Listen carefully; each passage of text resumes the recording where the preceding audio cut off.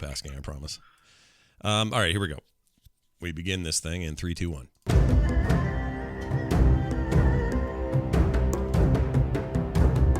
Hello, and welcome back to There Will Be Dungeons. That's right, there will be dungeons. We're back in the wastes, everybody. So sit down and enjoy what's coming up. And before we get there, though, I'd like to remind you that as these cold months start to roll in, there's nothing better than a hot tea on a cold night. So go over to our friends at phoenixpearltea.com/TWBD and grab a tea of your choosing, and maybe one of the ones based on our campaign. You'll have a good time, you'll remember amazing memories, and at the same time, warm yourself and maybe give yourself a little caffeine jolt. That's over at phoenixpearltea.com/TWBD. And now, without further ado, I hand the microphone to Kristen, who will catch us up on what happened last time on There Will Be Dungeons. The combat convention commenced. Totals of troops were tallied as the gang gathered and assigned aspects of the approaching assault on the solar mines. Some by land, some by air, some by mold earth. Once the triangular sphere was finished, the battle would begin. Preparations would be put in place as the team would look to locate the lost tungsten wheel. However, before convening, Stanley was stalled. The elves had elected him their leader, a role he was ready to accept. With it came a transformation that birthed the Stanley too beautiful to behold. Now rejoin our heroes as they depart toward destiny. What will they find on the first planet? Where will the discoveries deliver them? And will Nash ever be ready for a return to the solar mines? Stay tuned for the continuing conundrums and perilous paths of space.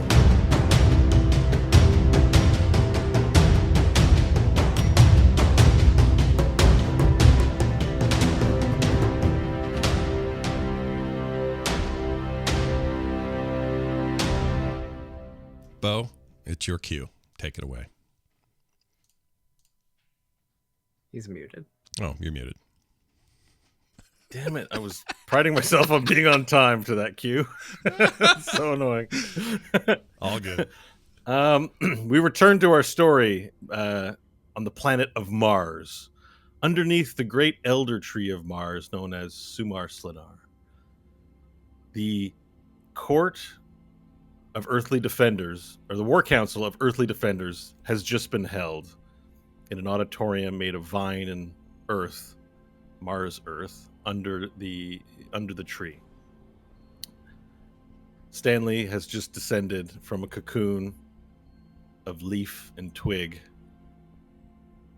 to splendor his people with his appearance as the Soleli Prime. After he's descended, the elves have kneeled and I'm not sure what the word is for it, but have not prostrated themselves, but shown their fealty or done the ceremonial bowing. The elves then have slowly approached you, Stanley, as you float down to the main ground.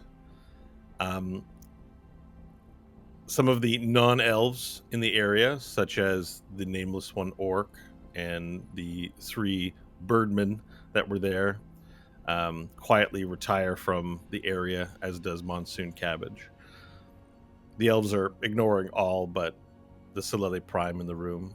That's you, Stanley, including High Alpha Menthalodar and Admiral Chrysorius. There are many questions for you. How do you feel? What's it like to speak with the great tree, etc., etc.? And at this current moment, Stanley, you'd be overwhelmed with the number of inquiries coming in from various excited elves about their new leader. The rest of the party, you're off to the side, basically being ignored at this point. The War Council has adjourned, and so there's no more formal proceedings. I turn it to the players to decide what to do next. How do you feel, Stanley?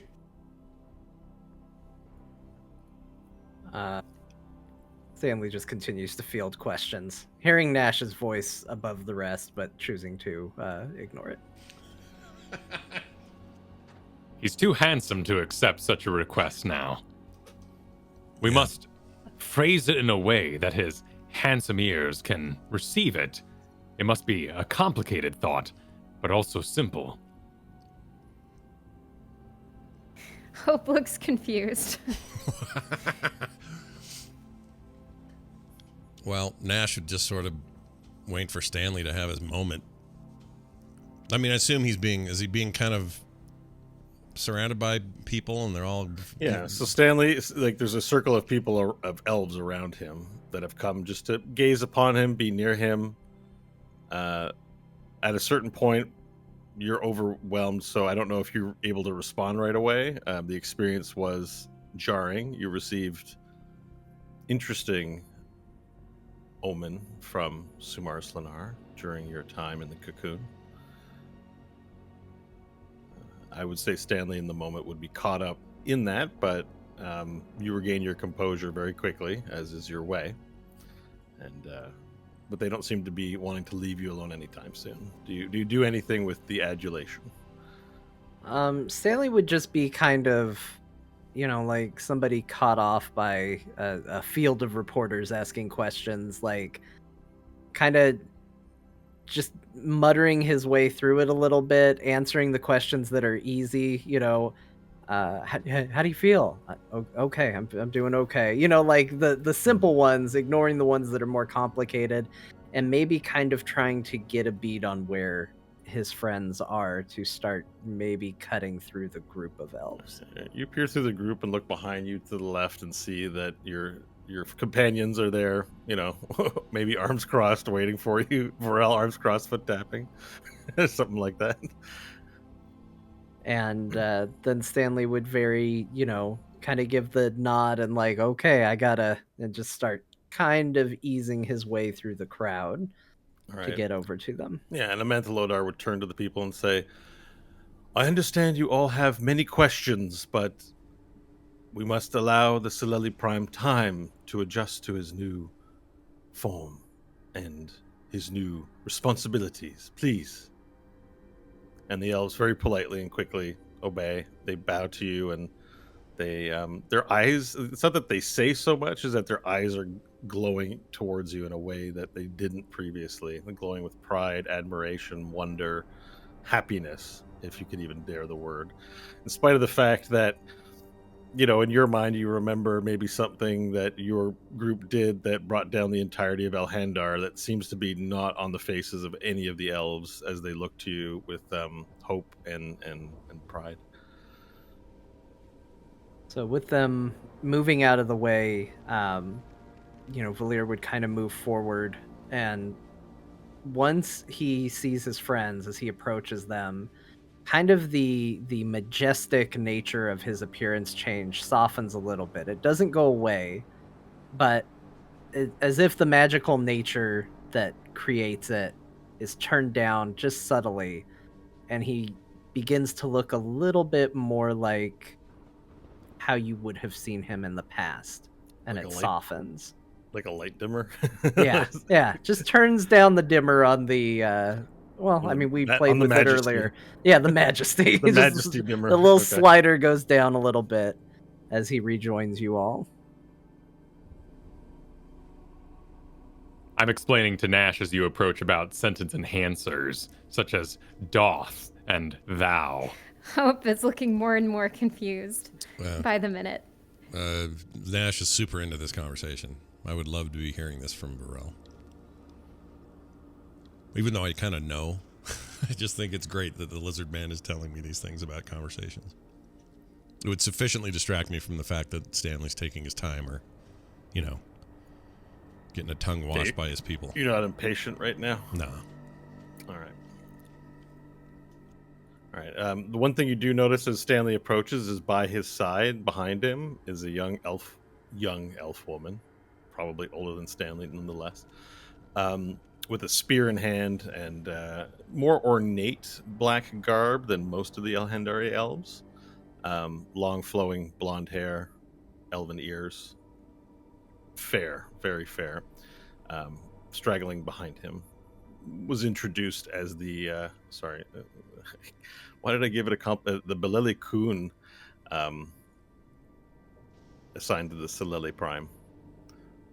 That's a sentence. Yeah. Standing directly behind him. Well, that was a bit unexpected. we should probably all get going. Before we do, this is I'm sorry. How do you say your name again? Union Wheel. All right. Do you have like a short name that you go by when, for like if we're in a battle, that's a lot to say. Takes a lot of time. Is there a way we can shorten it up a little bit? You can call me Yun or Yon. What about Wheels? She looks over to you with a disapproving look. Okay, we're not gonna go with that. This is Yoon, and she's going to be accompanying us. She's I guess apparently as part of the station comes as a bit of a bodyguard. She bows before Related everyone. to Tungsten in any way? As a matter of fact, she is. She was his Niece. niece. That's right. I say Go ahead, Vero. I say we inspect her for radios and sandwiches. She can't be trusted. Probably a good idea. What do you say, Union?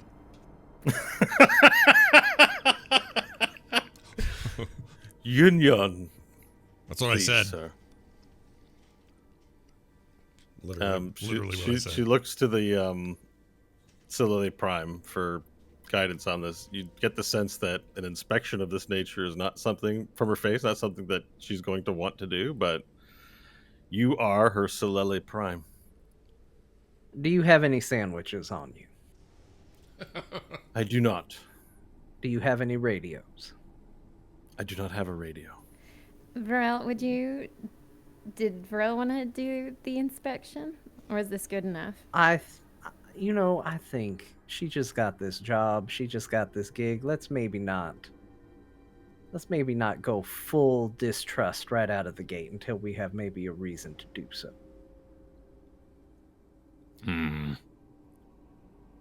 If I may, Silele Prime, speak freely. Of course, yes. My understanding is that you're to find my uncle, Tungsten. Is that true? That's correct. Then I must tell you that I'm somewhat compromised in my position as the Balele Kun. For I wish to find him, but that cannot be my priority. My priority must be to protect the Silele Prime. Well, I think the good news is right now finding your uncle is our priority. So, ergo vis-a-vis, it is your priority as well. If there's anything I can do to help, I will do it. But it is because I am your Balele Kun. Well, I mean, you can call it whatever you wish, but our goal is to find him. So any and all aid you can help in that regard is also helping us and myself specifically. Very well. I have no clue or no indications as to his whereabouts, but I know his character. Perhaps if something occurs and you have to guess what decision he might have made, I would be honored to be consulted. Well, in that regard, we actually have a bit of a hint as to where to go next. We have some coordinates that he included on a message that he sent, and I think it might be worth checking out. He sent a message? He did. He also mentioned that he was at... Somewhere in my notes, maybe I wrote this down. You want I to do some certainly help? drew a lot of pictures. Yeah, what's the place? So he said he was last seen at, or he sent his Blast last message Belly from Blast Rock. Belly Rock. Yeah, I found it. These notes take a little while, but I found it. it's all right. I can commiserate. My Google Drive is a disaster zone of Word documents. He sent a message from Blast Belly Rock, and that message also included coordinates. Unclear if those coordinates are to Blast Belly Rock itself or if it is to a second place, but either way, those are the two leads that we have. And if I may ask, was it to Dunglestar that he wrote this message? Yes, I believe it was. Okay. Then we can be assured they are true. My uncle has loved Dunglestar for as long as I can remember. The two have been pair bonded, soulmates. Did you say hair bonded? Mm-hmm. Oh. That's fine. says a non-Nash character, just a random guy shows up listening to the conversation. Scott or Nash? I don't know. That could have gone either way, but hair bonded. We finally found John Scottson or whatever his name is. Yeah. Sorry, I said pair bonded with a P, not hair bonded with an H. Oh, I'm not pair. clear. Like P is. Okay, there we go. We've got to the root of it. Hair bonded is weird for sure. Scott's picturing some Avatar movies. Yeah, I like was those gonna say we're on avatars. Pandora now. Yeah, No, pair bonded. Pair, I got it. as in apples and pears and oranges and kiwi. Okay, so what would you like to do next, players? I mean, I guess the next step is to head out, unless there's anything anybody wants to do before we go. How long is our journey? I have no idea. They named me captain of the ship, but I actually know very little about piloting the ship, just to be 100% up front with all of you. I don't actually know much about it, but that's what the crew's for, and we can check with them. I guess I should actually just check with Amantha Lodar, make sure it's actually okay for me to leave. I'm sure it'll be fine. Where is he? Amantha Lodar around? As people file out, he's still in the area. Him and Admiral Chrysorius will likely be last to leave as part of ceremony, so he's there. He sees you looking for. Oh, yeah.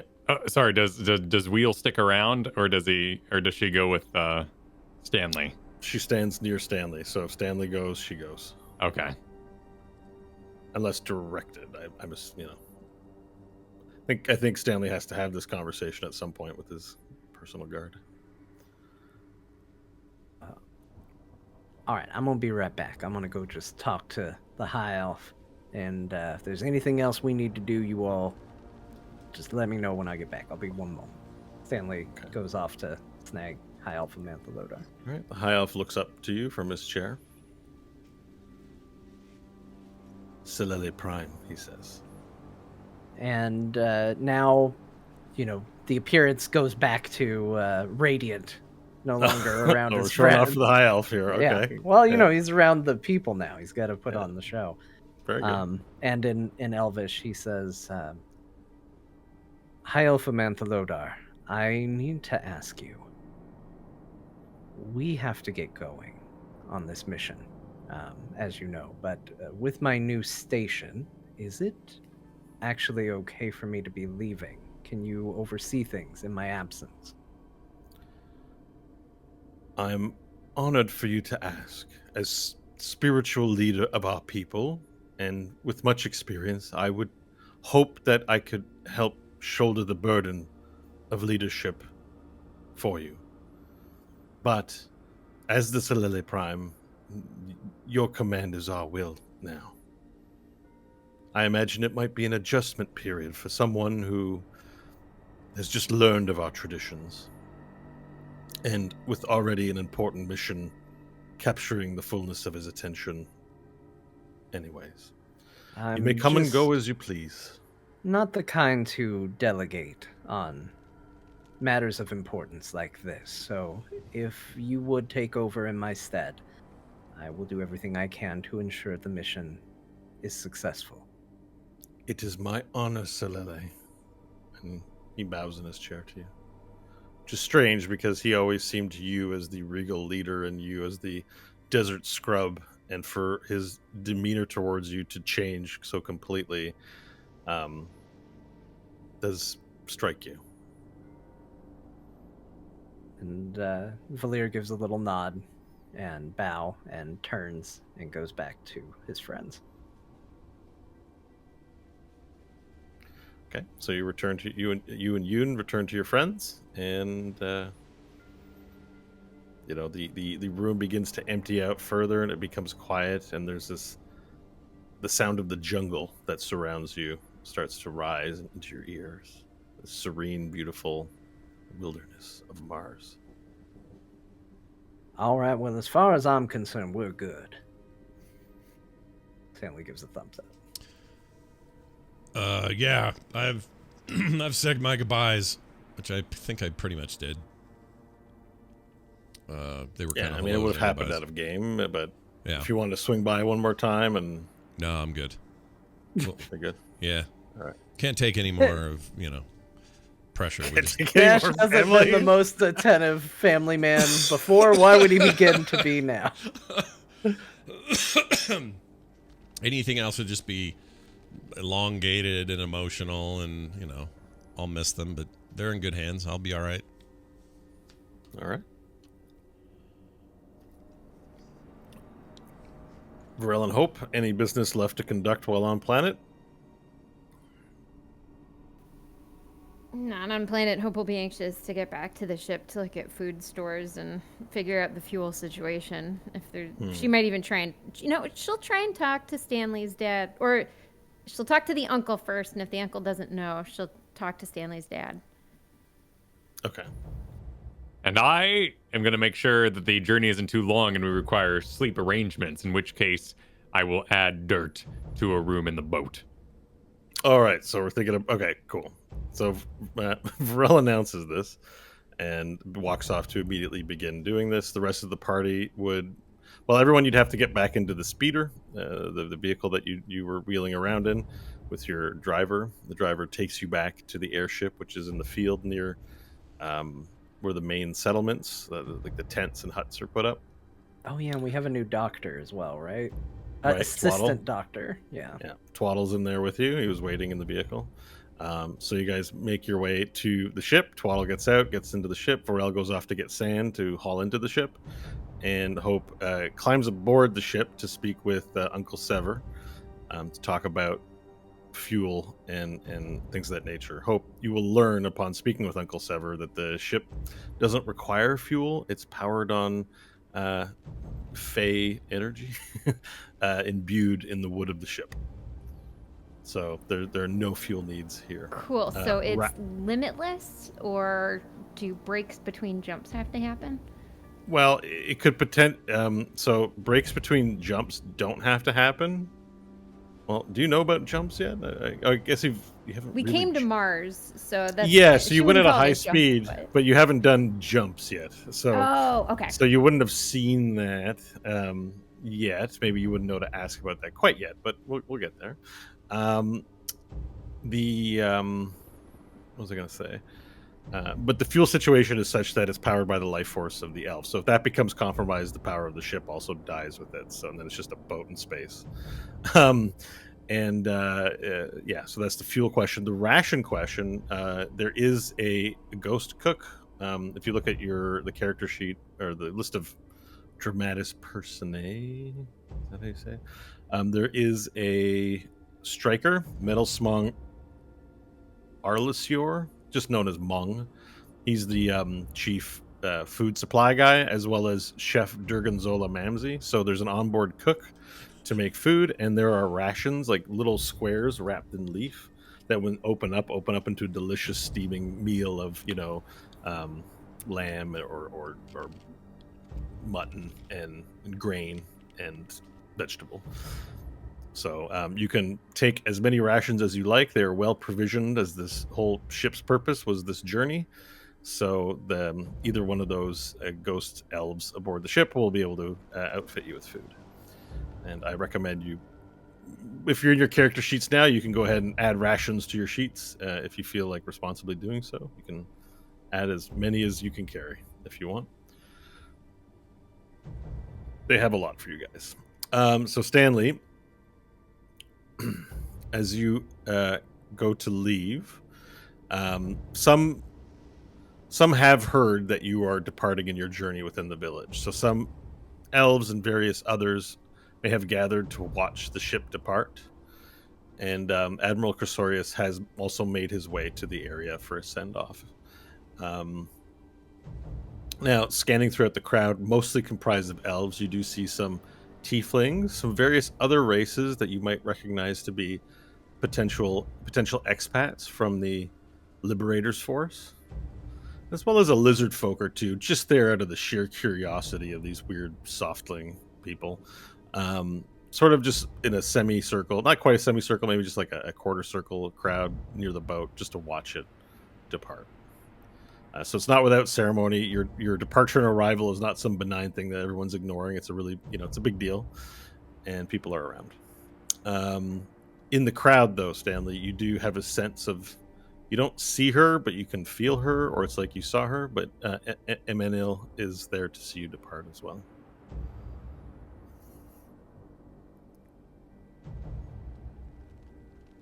And as you get that feeling, Varel walks by you with a giant pile of sand over his shoulder. Which room is mine?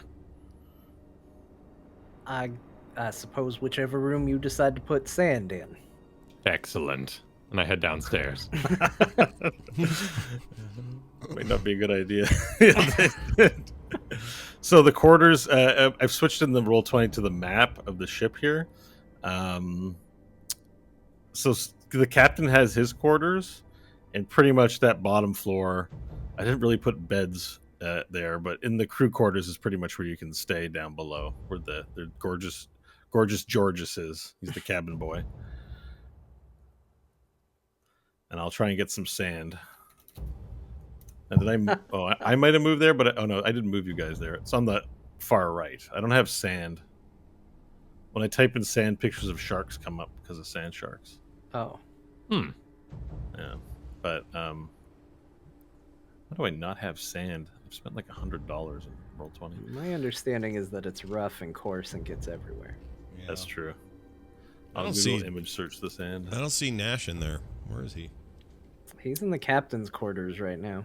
Yeah, you guys. Oh, yes. You guys were in. Yeah, you guys had your private convo last time there, so everyone's just kind of where they were. All right. So the far right's where we need to be. It's wherever you want. It's just for visual. I'm just showing Kyle where he can put his Gotcha. sand. I'll tell We're gonna Kyle where he stick can with put his sand. sand. Yeah. All right. I'm getting a picture from the NASA rover. There you go. Perfect. Yep. Even Martian sand. Exactly. All right. So, anything else you guys want to get up to before departing? Any conversations you want to have?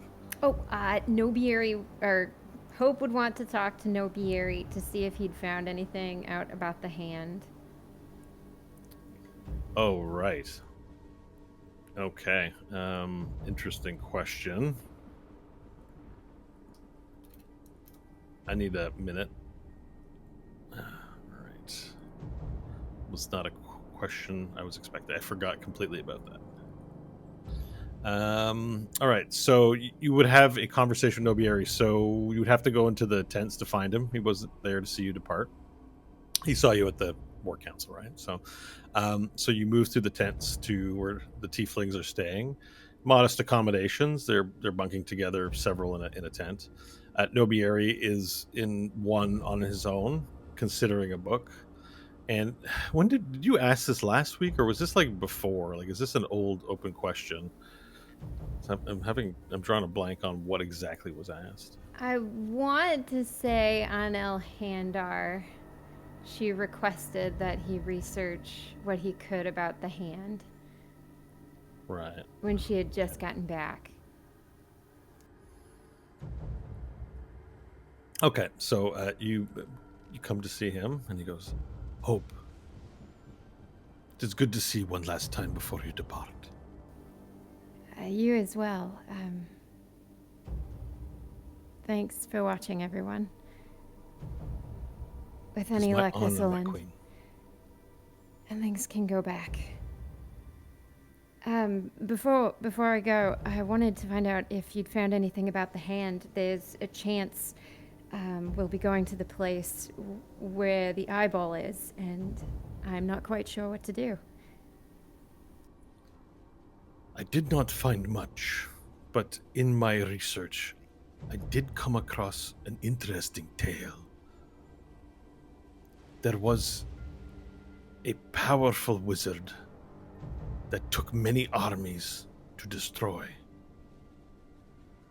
And it is rumored that his artifacts were preserved in some way. It was not clear in what way, but given what you have told me about this hand, is it possible it belonged to some sort of mage or wizard or something worse? A man, but beyond the dead. Yeah, it's a hooded figure as far as I can tell. It talks like a human. One must beware of such artifacts, especially where it concerns wizards. It is possible for their life essence to be contained within the item. And should you disagree with it, you could find that you become its thrall, rather than its master.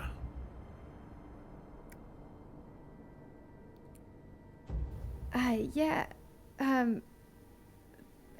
Is there a way to destroy it?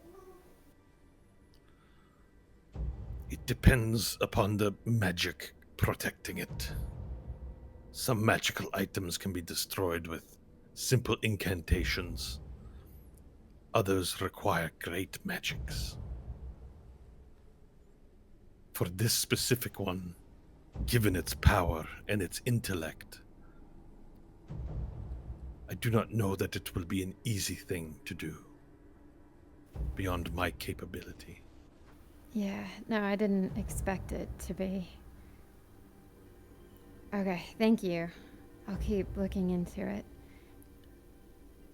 One thought. If it produces some sort of arcane explosion,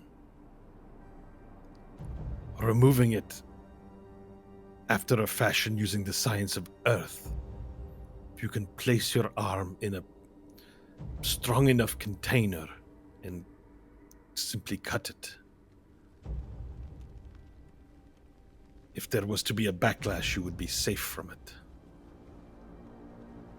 Some sort of impenetrable field, lead shielding of some kind.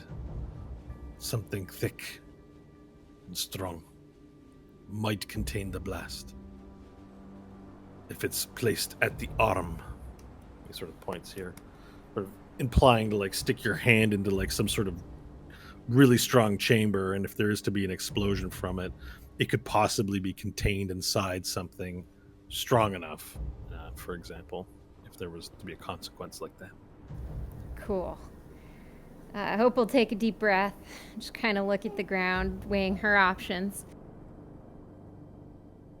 All right. And are we good, or do we need a bit of time? I can take a... No, sorry, they were Okay. getting a muffin from the kitchen, but he likes the word muffin, so he's just saying muffin again and again and again. So she's looking at the ground, weighing her options, and then she'll look up at Nobieri, and she'll say I'm sorry as best she can with her eyes, and then she'll hug him. And she says, I'll be back, and I'll fix this. But this time the right way. And then she'll let go, and she'll leave. All right. He leaves you without a word. He's in shock about the display of affection from his queen. It's very unusual. But it's not taken badly or anything. Just, it's like the Pope comes and gives you a hug. You're like, what just happened? Right? It's kind of like that. The sexy Pope of Final Fantasy 14, I mean. All right. Starts dancing on the elven steps. You're like, why he hugged me? He's not supposed to do that. All right. So, okay. So you have that conversation with him. You learn that there might be an option involving either technical ingenuity or powerful magics to possibly remove this. Okay. So sand is aboard the ship. I never uploaded it, so it technically isn't Or no, it is now. Kyle, I'm putting the sand right over here. That look good to you? Excellent. What was the ogre on board? Was that? That's Cabin Gorgeous Boy Georges. Joe? So he is a ghost ogre. He is half ogre, half something else. Clearly not human. He has one big eye and a tongue that sticks out, and he just says, "Georges." Right. So he I'll looks at walk you when in. you come in, and he goes, "Georges." Wow. Is this your room, Georges? Georges. Okay. I will find elsewhere. Georges. Right. Then right. he motions to the ground, Georges, to put the sand down. Georges, could you start the ship for me? Georges. I must know if my sand will vibrate here, in which case I will construct some sort of hanging mechanism. Georges? Doesn't seem Yeah. to understand some of what you said. The ship, but like an automobile, if it vibrates, the sand will be most uncomfortable. Georges. Yes. Georges. So fetch your ghostly master, Georges, and have him start the ship for me. He puts a finger in his mouth and goes, Georges! And then he leaves he flies through the wall of the ship. Okay. Is anyone else in here who possesses faculties greater than Georges? Where's one of Bok the Bok? Is Bok Bok around? no, Bok's gone back to Earth. Okay. Oh, that's right. Yeah. So the room is. I know. Well, okay. I placed deckhands in here. We'll say a ghost pokes his head in through the wall and goes, "Hello, is there something I can help you with?" Yes, I must know if the ship vibrates when it flies. Maybe a bit. It's a pretty smooth ride, all things considering. Fine. Do you have a tub, perhaps? A tub? How about a barrel? Barrel? What is the dimension of this barrel?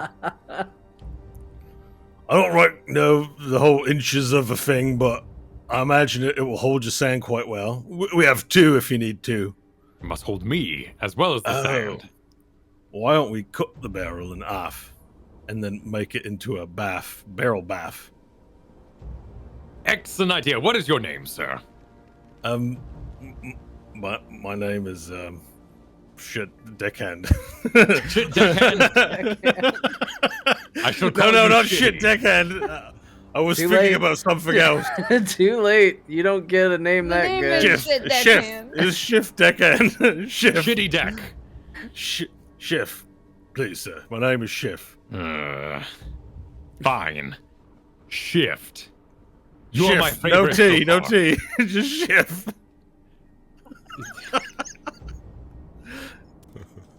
I'm attempting to flatter you with your intelligence, Shift.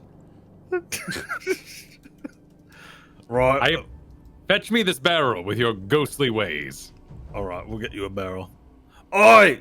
The lizard wants a barrel! And he goes through the wall. And then you hear a knock on the door. Yeah. Yes? It's Shift. I need you to open the door. The barrel's not ethereal like I am. Of course. I go open the door. You open the door and Shift comes floating in with one barrel, and another deckhand behind him brings in another barrel. And then... Shift. Right. Oh, Pardon my confusion in your ethereal nature. right. Why could you lift the barrel and not open the door? It's of the ship. The ship's enchanted with magical fae energy, so the ghosts aboard can manipulate the items in the ship, but we can also fly through the walls. We kind of have it both ways, if you know what I mean. That's fine. Wait. Are you able to cook? No, Chef Rant. I'd leave it to Chef Memsy. No, like- I'd screw up an egg. Is the egg a part of the ship? Well, an egg would be an egg. It's not part of a ship. It's not a ghost egg, if that's what you're worried about. There's no nutrients in a ghost egg.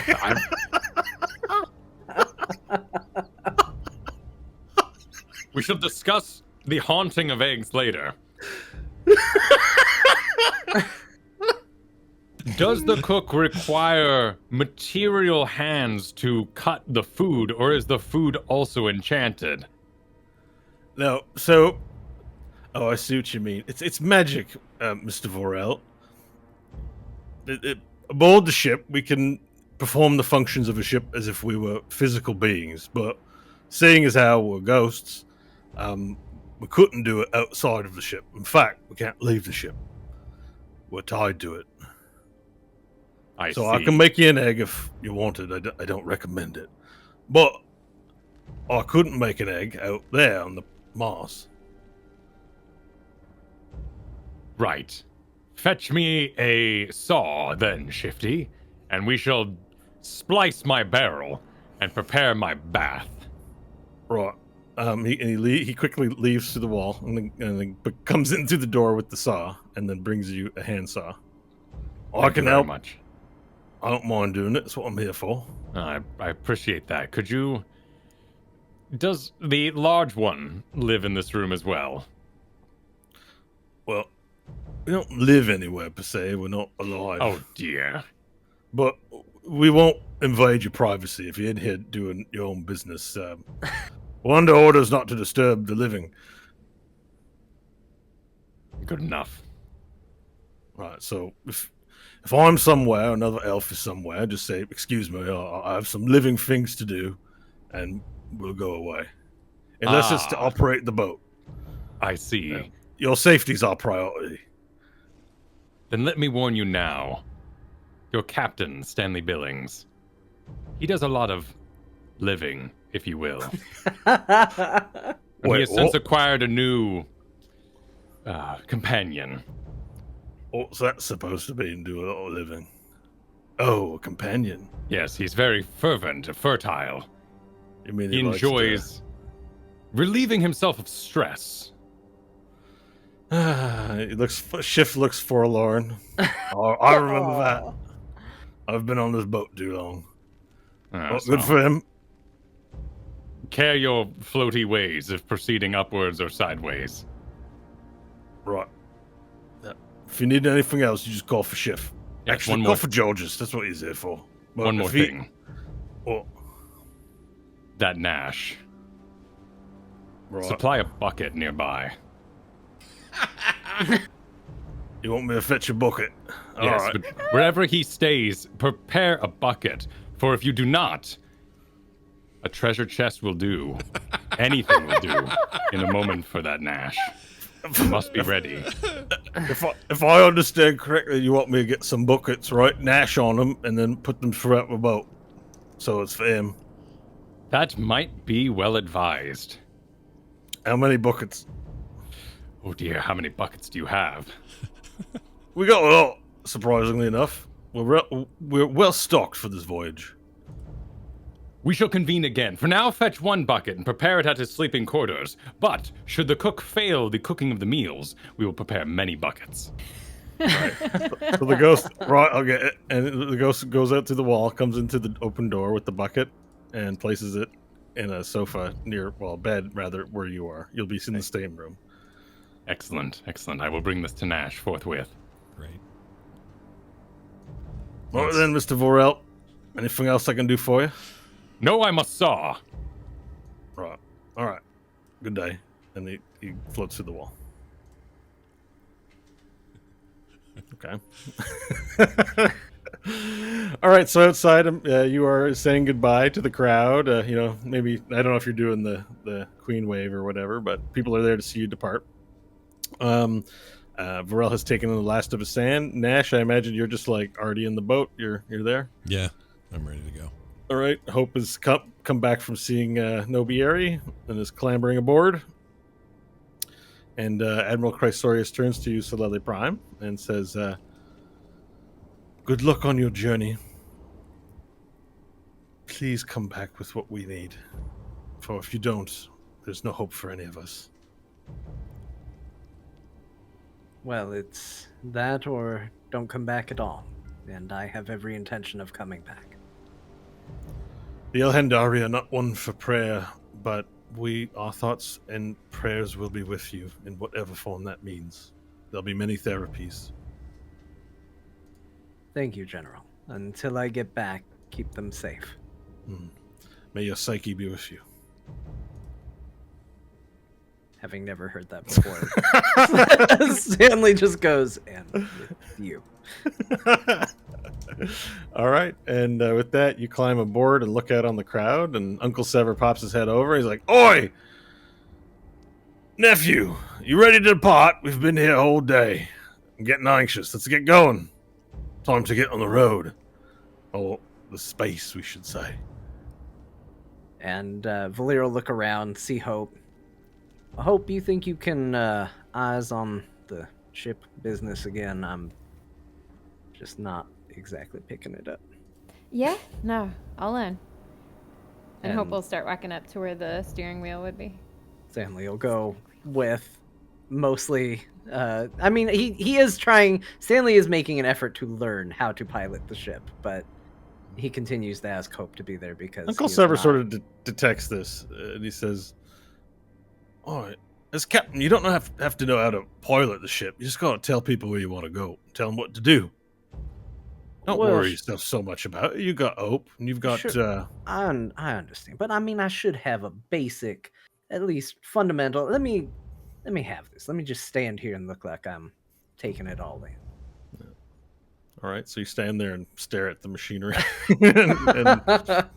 and you see typewriter style buttons. You see gears and mechanical things. You see the apparatus through which an illusion or projection might spew forth to show information, but you don't really know exactly how it gets turned on. So it looks cool. Hope will lean over and whisper, just nod like you know what you're looking at. And Stanley just starts nodding and he just hand on the chin and And Right, then folds his arms and looks very, official. Like, That's yes. great. Right. Well, this is to be the first major voyage of the Fate 6. It's an auspicious, important affair. However, we need a heading. So, Captain Billings, what will it be? Where are we going? Do you prefer Captain Billings or Captain Monoff? Captain one off. Oh, Don't do Captain one off. Or Noth. Yeah, I know, but it sounds like Captain one off, and I'm just saying you probably shouldn't do Captain one off. Onoff. Captain Onoff. Problem is his accent, Nash. It's It's makes true. my- I've got a bit of a accent from the underbelly of Elhendar, where the ship docks are. We speak a bit different there. Nice. We don't enunciate like the ones up above. Look, I'm not one to throw stones when it comes to accents. So, let's just all cut everybody a little bit of slack. Captain, for now, is fine. We don't have to throw names around. Well, but what if there's another captain? How will I know which captain we're speaking to if we're parlaying with another boat? You can try. Can you say Valir? Valir. Okay, that sounds fine. Captain Valir will work just fine. The first name? Well, okay. You're the captain. We'll do what you ask. Look, Captain in the Valir. case of two captains, not right now. There's only one captain on the ship. In the case of I'm sorry, a second nephew. captain, then we'll do that. I'm sorry, nephew. I know I'm your first mate, but I'm also your uncle, and I'm trying to guide you. I know we just met, but I feel like there's lots of information I can give to you about life that would be helpful. I'm just trying to guide you on the right path. Sorry if I'm overstepping my boundaries. No. You're fine. It's fine. Nephew's fine. I like to keep a casual ship. Right, generally. but the other shipmates can't be calling you Captain Nephew. No. As I am your nephew, you're the only one that would be calling me that. Yes. One of the pirate ship goes, so we didn't call him Captain Nephew then? No. Captain Nephew! And then it starts to echo throughout the ship. Can we do a broadcast to the entire ship and just make it really clear that Captain is fine, And it just needs to be captain, except in the rare occurrence where there's a second captain, and then it can be Captain Valier if you're in a situation where you feel you need to identify which captain you're speaking to. All right, sounds like a well thought out plan. And Yeah. Uncle Sever turns to him and says, "All right, Captain's got something to say to y'all. All right, Captain Valier, or Captain, excuse me, you can tell him." And then the ghosts all sort of float up from the floors below and from the various parts and assemble on the deck below you. You're on the upper part of the deck towards the back where the helm is, and all the elves have assembled. They're ready for broadcasting. Oh, well, this has gotten a lot more formal than I intended. All right, everybody, this is going to be our maiden voyage. You're still getting to know me. I'm still getting to know you. It's come to my attention that people want to know what the correct title and name is for everything. We're going to keep it somewhat casual on the ship. Please simply refer to me as Captain. That is enough. We don't have to throw a name attached to it. One of the elves from the back speaks up and says, "What if there's two captains? What do we call you?" You know what? That's a good question. It's been brought up. In the case that there are two captains on the ship, and you find yourself in a situation where both me and the other captain are in the same place at the same time, then it would be Captain Valier to indicate me. However, if there is a second captain on the ship and we're nowhere near each other and you come up to me, you can still just say Captain, and I know you will be talking about me. Right. Understood, says one of the other people in there. We're good. This was easy. This was a great first. Let's go. Let's do it. Everybody's doing a fantastic job, by the way. Oi, you scallywags! Show your captain some love. And then I'll go, "Huzzah, Captain!" And they all kind of look around and they're not sure what to say, Captain Valier or Captain, but they just go with Captain. Huzzah, Excellent. Captain! We've accomplished a lot here today. All right, very good. Now back to work, you dogs. And then all the ghosts, the elves, fly through the floorboards in various places to go back to ship working, whatever, boat handling. All right, then. So have we got a destination in mind, or do you want to decide in the air? Are we going to, well, we have two options. Do you know where Blastbelly Rock is? Never heard of it, says your uncle. Great. That really just nails it on what we're going to be doing. I have coordinates here, and we're going to be going to these coordinates. And I'll supply the coordinates Looks at that your were on the paper and he letter. says, "Might take the paper." Yes. All right. And then he's going to give it to the... Now, he's about to hand it, Hope, to... let me get the character sheet. Who's the helmsman? Crooked Hand Row. He's about to hand it to Crooked Hand Row, who's... he's actually got one crooked ghost hand and one normal hand. But he's otherwise a ghost elf. Elhendari elf. However, if you wanted to take it or do something that would be opportunity, you can let Crooked Hand Row do the deal. She won't take the paper, but she'll ask Crooked Hand to show her how to input the coordinates. Okay, perfect. All right, so Crooked Hand brings you to the helm, and now the coordinates appear in Elvish script. So, do you read Elvish or Sylvan by chance? Not a lick of it. Right. So Crooked Hand Row's like, all right, so it's an Elven, but you don't got to be able to read an Elven. It could be in any language. What this is a series of numbers, right? And when we input things into this console over here, it's to make sure we don't run into any asteroids or planetary or astral bodies or dead gods that might be hanging about in the void. So these coordinates are very important. You don't want to travel in through rift space without them, because you could crash into something or die or turn into a giant piece of toast. So never, rule 1, never travel through rift space without coordinates. Understood? Yeah. All right, so if you've got the numbers here, what you do is on this typewriter, you push this hand crank, he turns his hand crank, and then he starts punching in the numbers. And as he punches in the numbers, light, like a magical illusion, spews forth from the contraption, and you see the numbers start to appear. Blink, blink, blink, blink, blink. And like each number goes because it's like this typewriter. It's all chunky and gears are moving. And then as he punches it, and then once you're done, you push this button here. And then he pushes like this larger button to the side. And then it basically, the illusion turns into a map of the stars.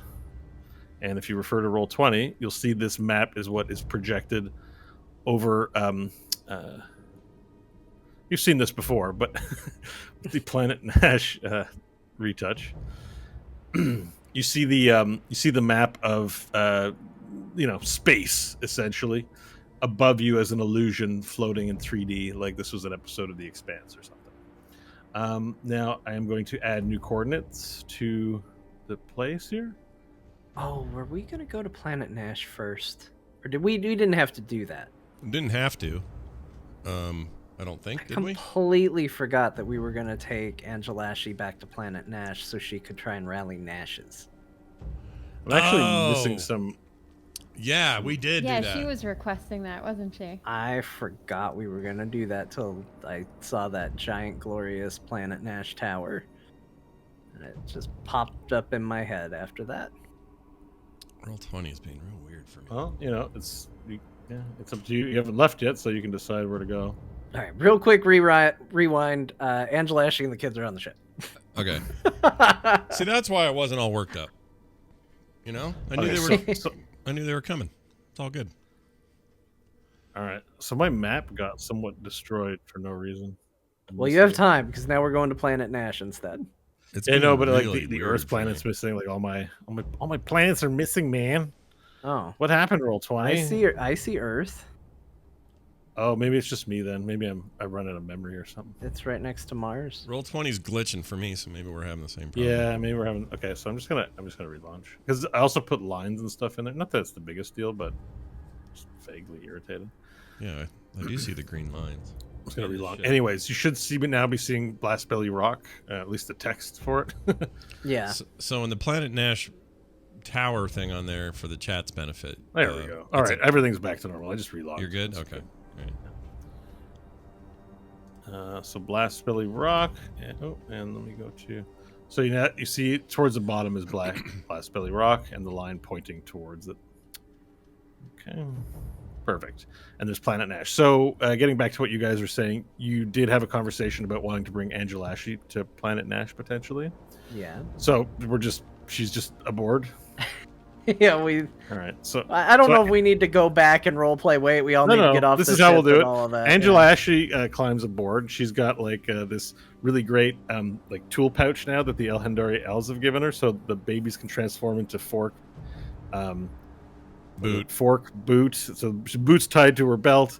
Fork is there. Knife is there's no knife. There's no fork. knife. Pipe. Yeah, and Nash Jr. she's carrying like a regular baby. Have we ever established what Nash Jr. turns into? No, because Nash Jr. hasn't transformed yet. Oh, maybe Nash Jr. No, I doesn't thought it was transform. only objects inside of her at the time. Oh, wait, Yeah, what was the Wasn't other it? object? was there? Well, I have to look at my notes. Do you not? You're I the don't- father. Do you no, not I remember know. what I don't your kids look remember. like? I thought Nash Jr. was the one that we didn't know what its transformative power was yet, if any. But that's maybe I'm remembering it wrong. I highly doubt I wrote. All I know is that Nash Jr. is the only girl of the group, I Yeah. think. Yeah, Yeah. that's. The I rest, believe we established that on a bonus show, but Yeah. it is official lore. Yeah. All right. So, anyways, Angelashi's carrying Nash Jr., carrying the little girl in baby form. The rest of them are in the tool pouch. The boot is tied to the belt. Right. And she just sort of climbs aboard on the ladder, like just super momming it with one hand all the way up the ladder, and climbs aboard. And Nash, you kind of look and they're surprised. Oh, am I? And she's like, Nash, why do you look surprised? There was some confusion about your role in this thing, and I forgot you were supposed to be here with us. We talked about this, remember? And Did we? remember? And then she comes closer to you and she brushes your hood aside a little bit and puts her hand on your cheek. Yeah. And you remember after earlier? Oh, She hints suggestively. sure. For your visit. I'll say sure. And now I remember. It's as vivid as it's happening, as if it was now. She looks at you flirtatiously when you say that.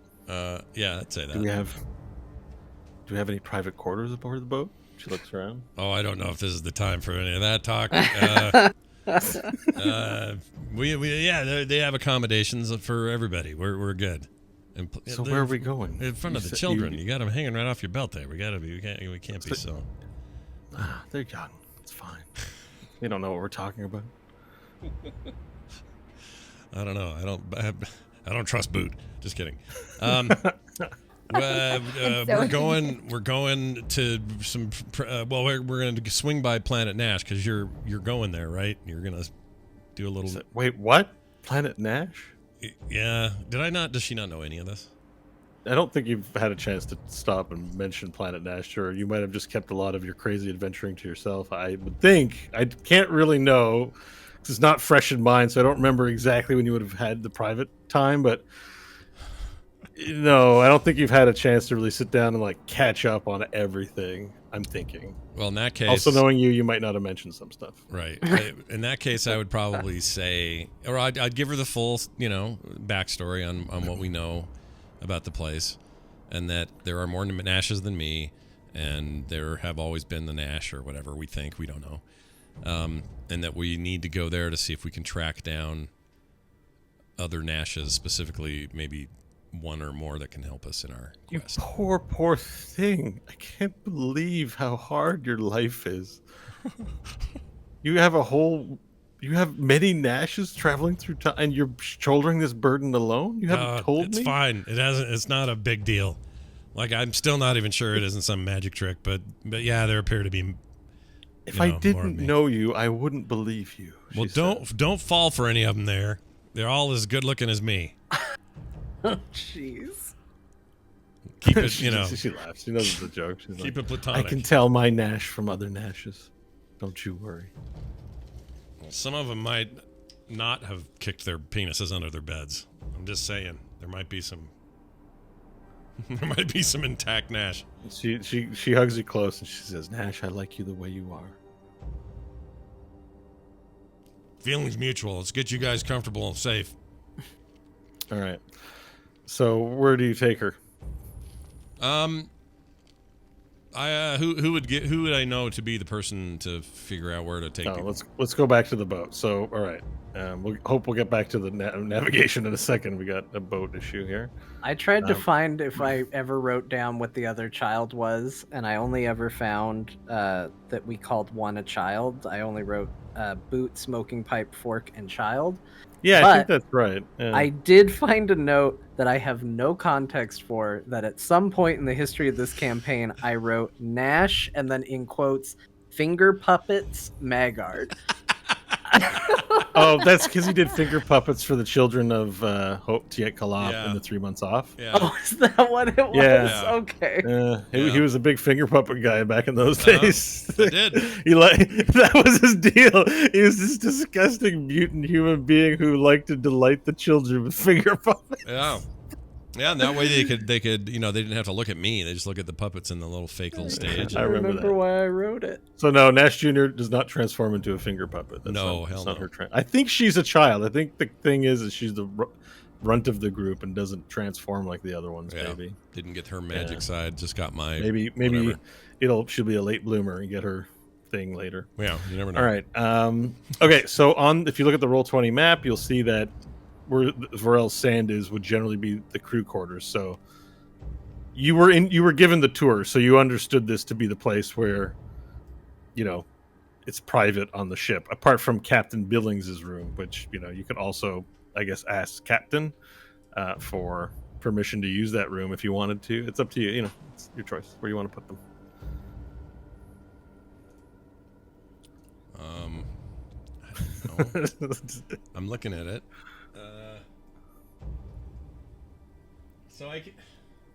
These are all divided by walls and stuff, right? Like there's privacy. Yeah, there's some walls there. Okay. Like there's walls here, right? Right up here. Do You see where I'm blinking? Or is that a lady in there? No, that's the doctor's office. No. There's two options. You can either use the quarters set aside for the three of you, Yeah. Hope, Varel, and yourself, which is where George's Gorgeous is right now. Yeah. Or there's Stanley Billings's room, the captain's quarters, which are just exclusively for the captain. Well, I'd want to put him wherever I am, so if I'm in the sandy zone down here, that's where we'll go. We'll stay there. All right, perfect. All right, so I'll have to make a note to put some tokens in there at some point. I think I have an Angelashi token. But... All I can think of is how this seating or this living arrangement is going to drive Varel crazy. I don't know why. That's all I can think of. Just going to be annoyed with everything. All right, so Varel, so you come downstairs to drop off Angelashi and the kids, and you see Varel there with a couple of barrels sawing and a giant mountain of sand in the middle of the room. It doesn't look very hospitable at the moment. There's like sawdust in the air from him cutting barrels. And actually, can we get we need a carpentry roll from Varel finally. We need to get an actual roll in this D&D game for his performance of that. I guess it would be. Is there engineering? I mean, I do have my cunning artisan, which allows me in a short rest to create shields, clubs, javelins, darts, blowgun needles from the materials of slain creatures. But well, I mean, a tree is a slain creature in a way. Yeah, I guess so. If you chop one down, it's a living thing that's no longer living. Yeah. All right. yeah, so I would allow it. Yeah, I would allow that cunning artistry for this. Or if you perceive the keg as being a living thing, perhaps that you've destroyed. Excellent.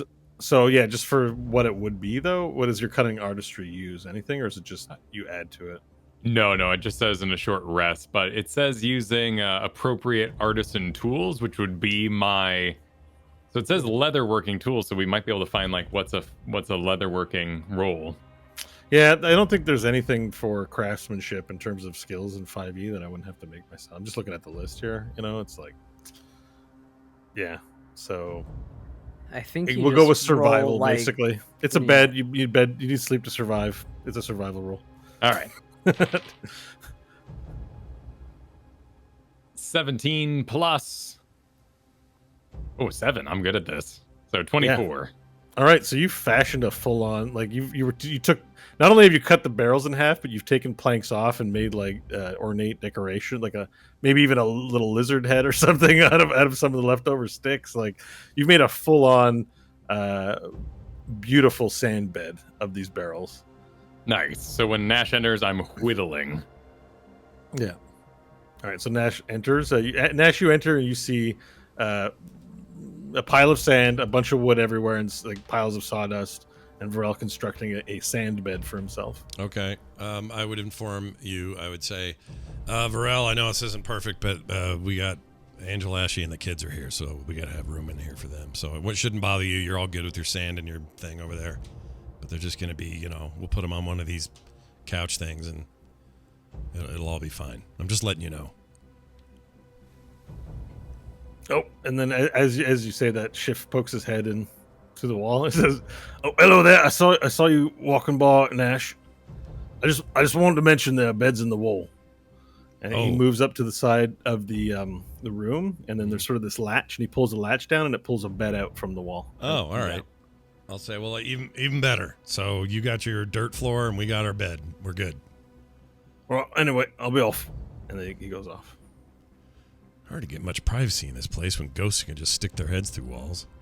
Yeah, and as you say that, Gorgeous Georges floats through the wall, a giant half ogre, half something else, you don't know what, with one eye and a tongue sticking out, and he goes, "Gorgeous! Or Georges, I mean." To you, Nash. Wow.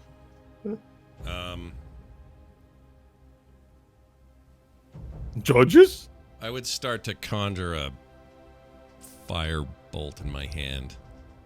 Okay. Just to look intimidating and get him out. Because, what are you doing in here? Get out of here. All right. So you conjure up a firebolt in your hand and look intimidating, and he's still looking at you, waiting for you to answer. All right. You make an intimidation check. Let's do that. All right. Let's see if he's intimidated. 23. Better be. Gorgeous.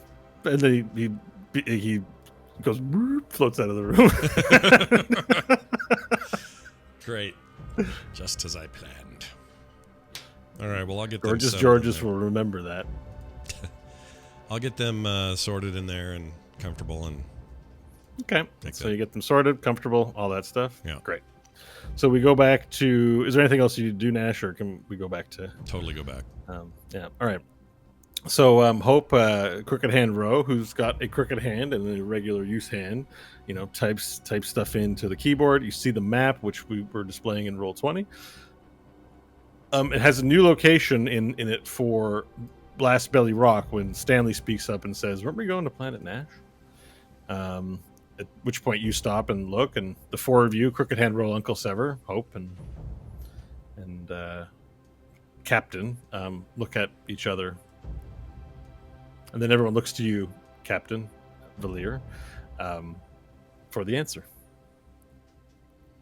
Yes, Planet Nash. That's the destination. We're gonna go there. Hope's gonna mouth, "What's Planet Nash?" Crooked Roll lets out a big sigh. She wasn't around. I forgot you didn't go to. Well, this is going to be a real treat. Let me tell you, you're going to get to enjoy a whole new kind of nightmare, the likes of which you couldn't even possibly have imagined. Hope's eyes will go wide, with a look that only she and Stanley could share. Because Varel and Nash don't understand. It's called Planet Nash, Hope. It's exactly what you think it is. No. It's a cool. It's cool. Bro, put it in. Oh, go ahead. No, you go ahead. I don't know what we were both just going. Now I don't remember what I was going to say. All right. So Crooked Hand Row puts in different coordinates this time, and you can recognize the numerals this time around as being, common numbers as he puts them in. And Crooked Hand Row sort of points down. There's a little drawer, and he pulls out the drawer underneath the thing, and there's this kind of list of common coordinates to places known. There's not many, but the ones Mars, Earth, and one for Planet Nash. There's an entry in there. He says, "Right, I want you to try typing that in, and that way you'll have a chance to do it." Yeah, okay. Here we go. And Hope will start typing. All right, let's do a sleight of hand check for your typing skills.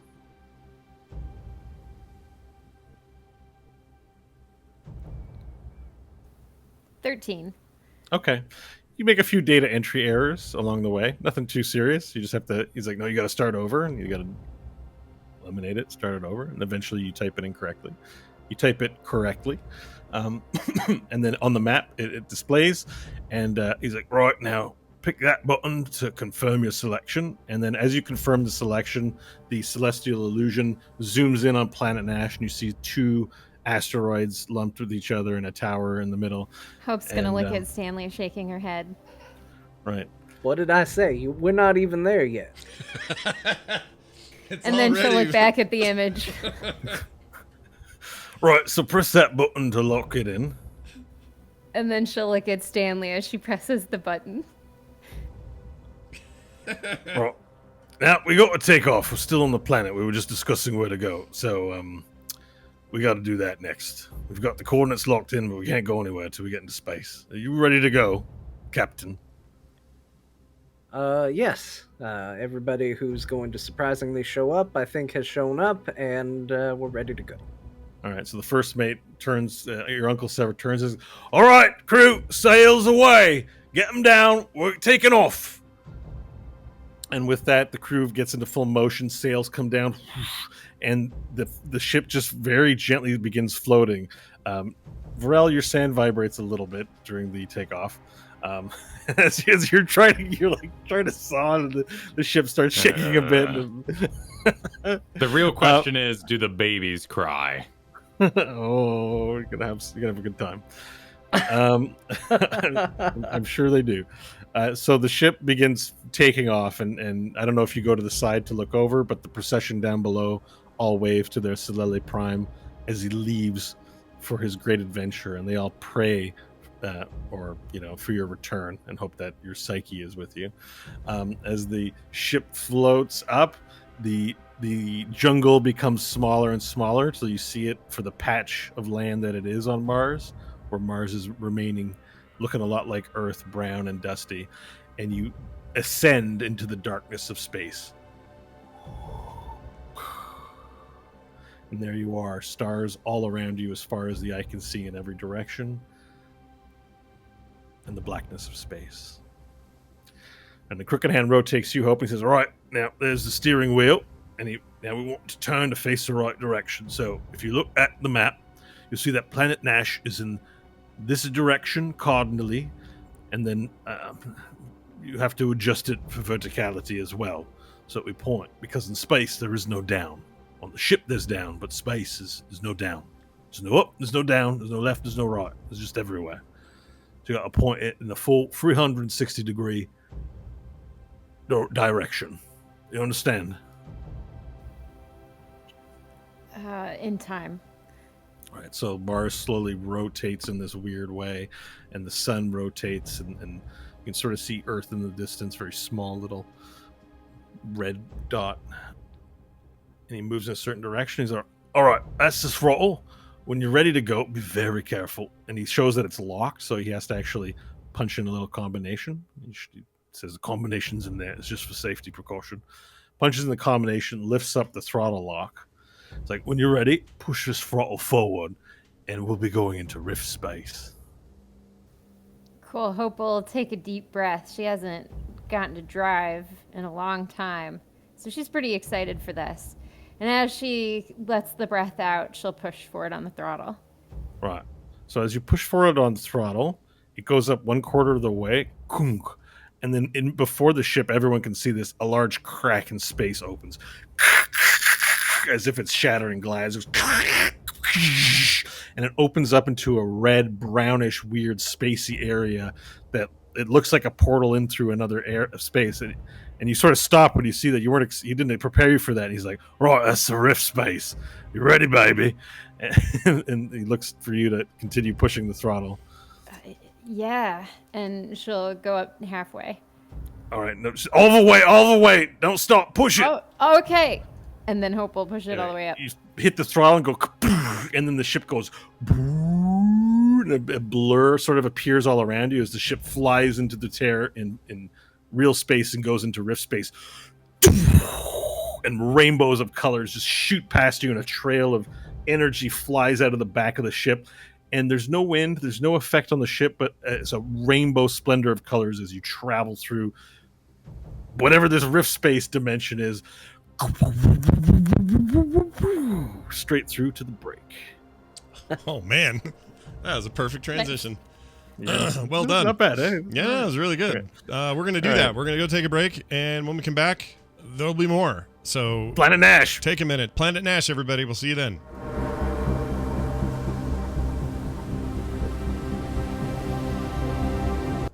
I'll pause the proceedings. I found a funny old note. You did. Right. Wait, read it. What does it say? What's the old note say? Nah, I'm not going to give it away. Oh. Because it may still be relevant, actually, although I doubt it. It's old, but still. But it involved Abed from Community. Nash has another kid named Belt or something like that. All right, we're back. We're doing it again, and Bo's back at it with his DM routine. So, Bo, take it away.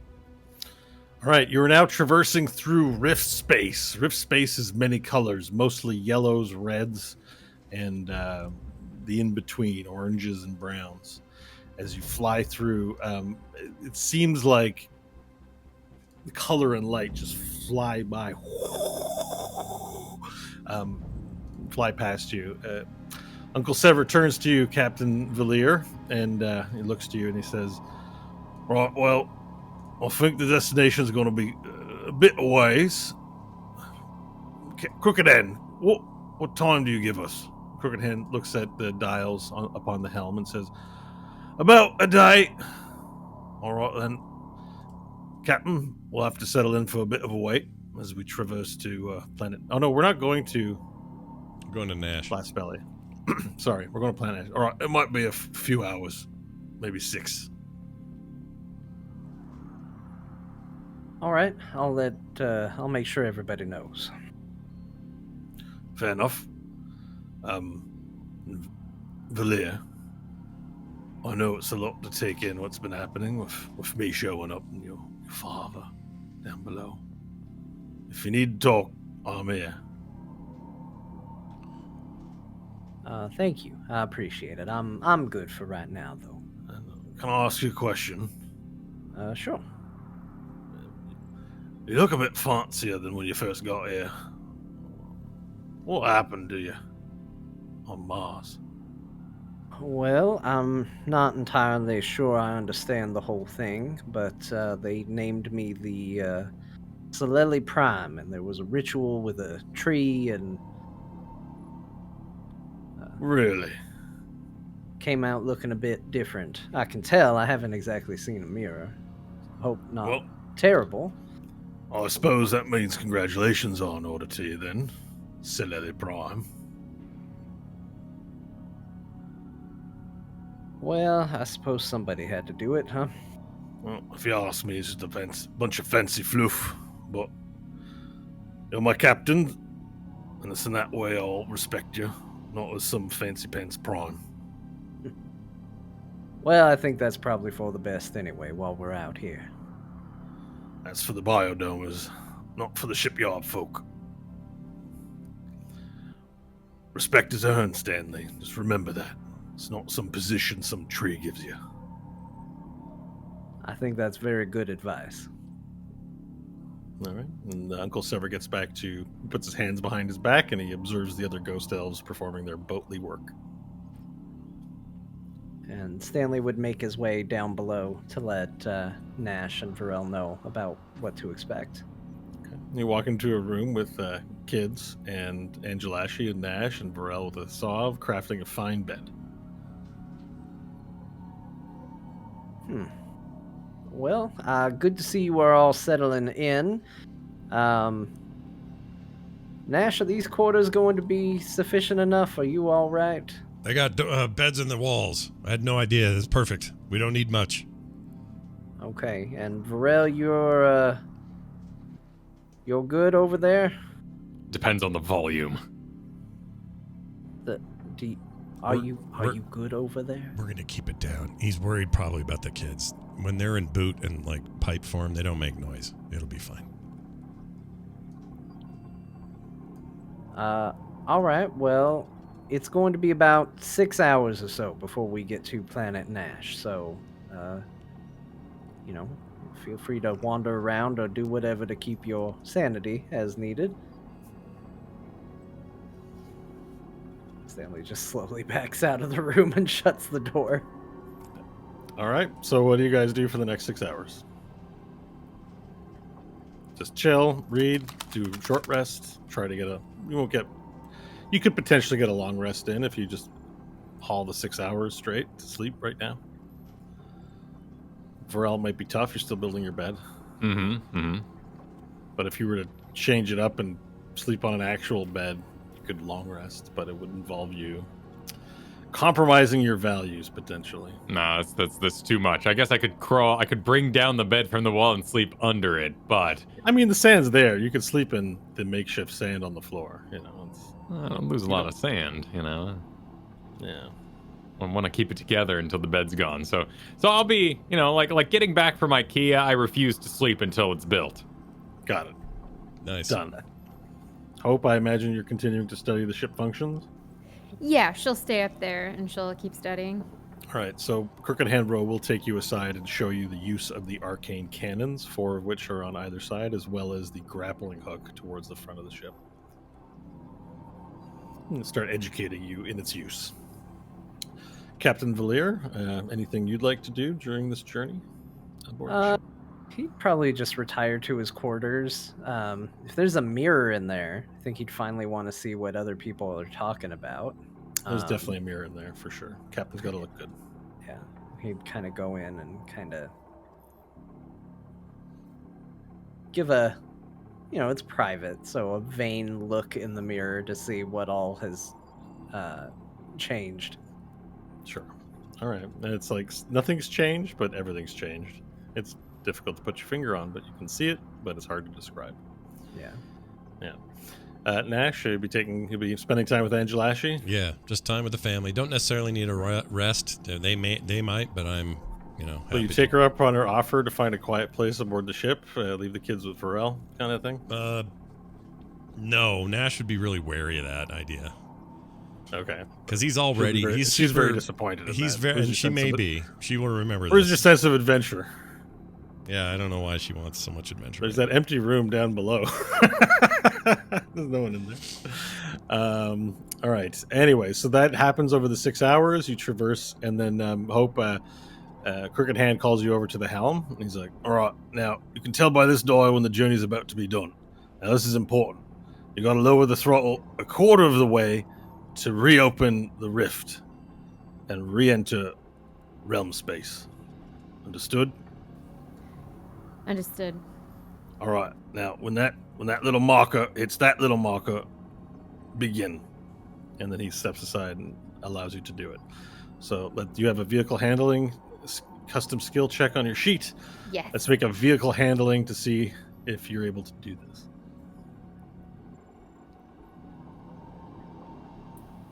20, not natural. Perfect. All right. So this will be the one roll you have to do that. You've now learned how to do that innately without needing to make a roll. You throttle it back a quarter, and then rift space tears open, like a tear ahead of the ship opens up, and you fly through immediately.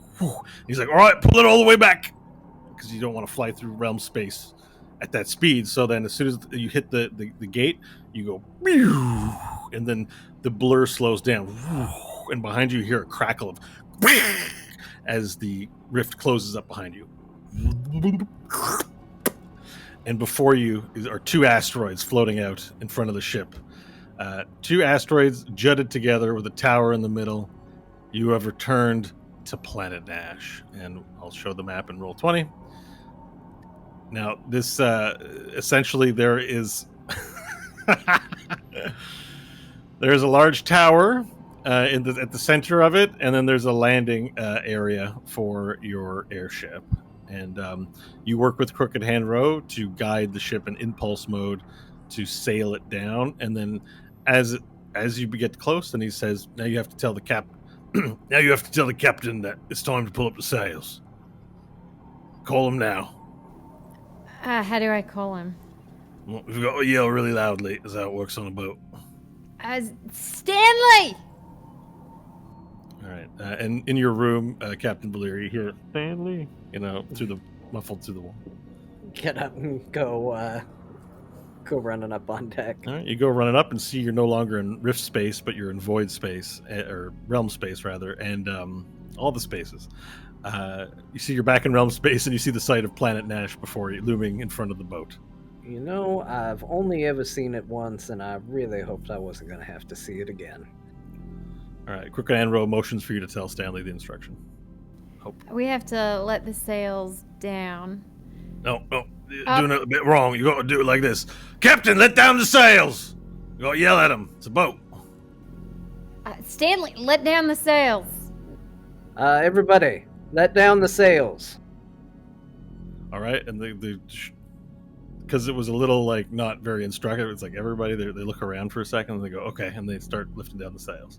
Uncle Sever steps to your side and says, "You've got to say it with more force. They're your dogs. You got to yell at the instruction. They got to feel it in their arse." Very well.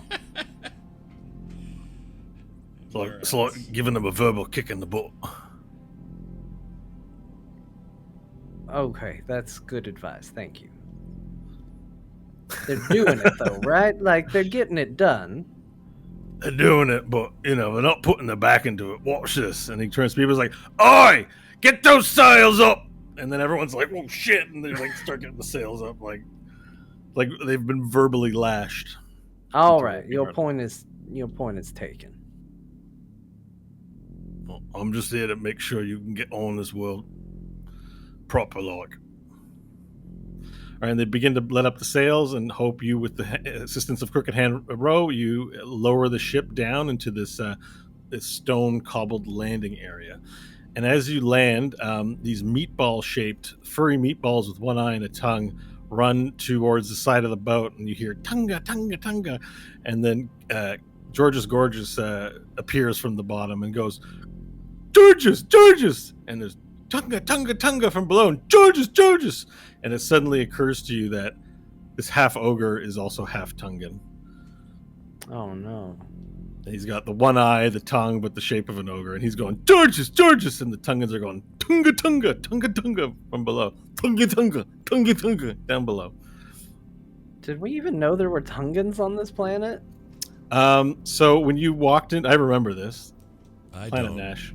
Planet Nash, when you first walked into the tower, a Tungan walked out and went Tunga, and someone mentioned to you that there were Tungans on the planet.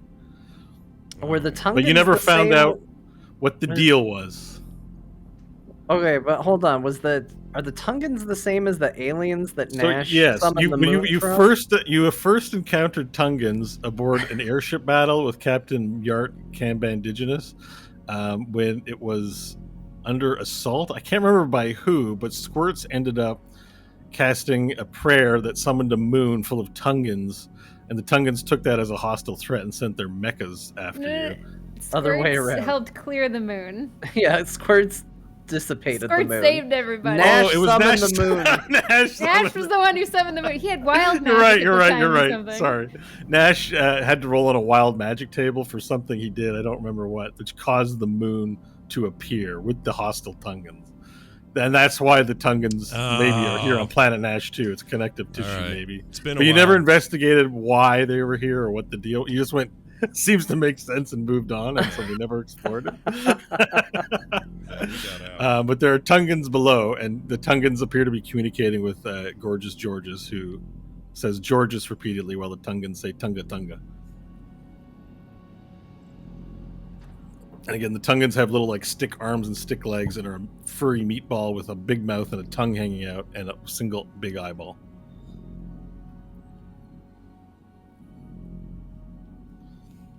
Right then, we're landed, Captain. You're up. All right, everybody, let's make this a short stay, as short as possible. Although Hope and Angela actually do need to see this. This is you're not going to believe it. Come on. Hope's just All right. shaking her head. Varel, are you participating in this visit? I'll join. All right. So Angela, Ashley, and the kids, Yoon, Young, Wheel, and the party disembark from the boat, and the Tungans surround you. Go Tunga, and they just seem to be talking and walking with you. They're not really prompting you or stopping you, preventing you from moving anywhere. The path before you leads to Tower Nash, which is this large tower rising between the two asteroid lumps on the left and right side. The pathway leads to a large skull door carved at the base of it. I imagine we all proceed towards the tower, and as you get towards the tower, the door just opens. Stone brushing against stone as the gateway lifts and rises, and you walk in to the base room of Tower Nash and see a great face of Nash carved into the wall. Eyes closed. You hear. Of course he snores. That's good. You owe me a drink after this, Stanley. This journey is its own reward. It's weird to me too, I'll say. Now, you notice around the room is circular, and there are these little daises, about 8 of them, all around the room. They're just like a foot or two off the floor, raised. That's the only feature of this room, aside from a stairwell behind Nash's head. Like off to the side, you can see there's a stairwell like it's going to go up to another floor. Well, Nash, it's you. You want to make proper introductions? Sure. And because I remember so little about how we interacted with this guy, I'm going to get up in front of it, put my arms out wide, and my little neck arm out wide as well, and go, "Hear me, great Wall Nash."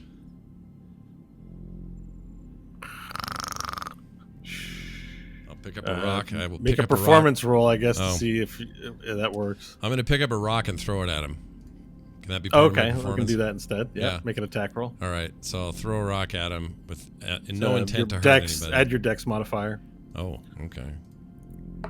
to a d20 roll. That'd be a 14. All right. You bump it right on the nose. He goes, "Oh! Ugh. What the hell? Who did that? It's me, current day Nash. Remember Oh, me? shit! Yeah. Do you remember me? You're back! Yeah. I brought all my friends. We're all here now. I thought maybe I seen the last of you. No. We knew then it would probably we'd see each other again, right? Yeah, I guess. I'm not sure how I feel about this. Real quick. So is Angela Ashley and the kids with us or no? Yeah. Okay. Her jaw is on the floor right now. These are this is my family. This is my wife, Angela Ashley, and these are my children. Some are shapeshifted right now, so you can't really see them. But Nash Jr. is the baby. So it's almost like your family, except a different dimension. Oh shit, we're a dad? Yeah, we're a dad. I'm not. Wait, what? What? I'm not ready to be a dad. What? How did this happen? That's fine. You don't have any responsibility. It's just for me. Oh, phew. Yeah. But wait. I think I do though, right? No. Don't I? No. I mean, maybe you have more responsibility for all sorts of stuff in the world and all the Nashes do, but I'm just saying, for this little small thing, this little family unit here, it's just me. Kind of like you have a penis, or no, you're a stone wall face. So you have. No, I don't have a penis, Junior. But you. Hope's gonna look over at Stanley and hold up 2 fingers. Well, look, I'm telling you, the only catharsis you ever get is that he has to deal with himself in this situation.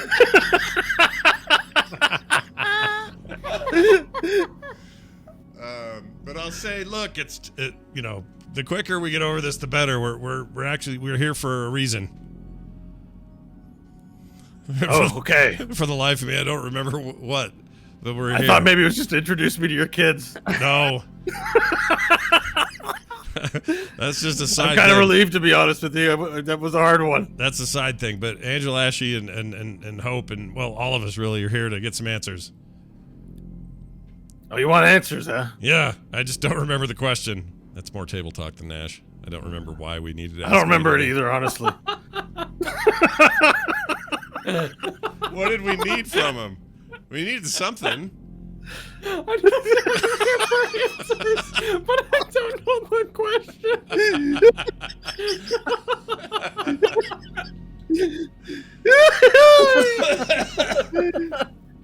Killing me, guys. I don't remember why we came to talk to him. Why did we come there? You came here to drop off the kids at a safer place. That was That's pretty all much it was. And, Okay. and you were going to see if the other Nashes could help out in the coming battle when we finish our current mission. Okay. I was also going to introduce Tower Nash to Boat Dad and see if they knew each other. Oh, that's right. Boat dad. Okay. All right. One thing at a time. I'm so lost in my laughter. I can barely Because concentrate. Boat Dad says he knew the previous Nash, but we don't know what Nash, right? That was his old Nash. Okay. So all right. So this whole interaction with questions happening. Then Varel, you ask your question. Do you yeah? I'd be happy to interrupt, yes. Oh, Varel. Hey. Wall Nash.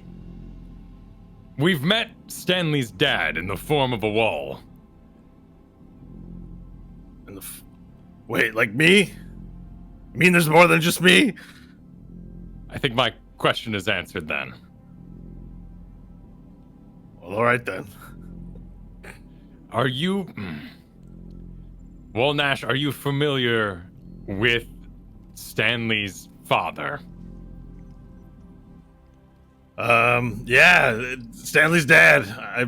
I remember meeting him, but I met him after Stanley. So it's like meeting someone's dad, but their dad is their son.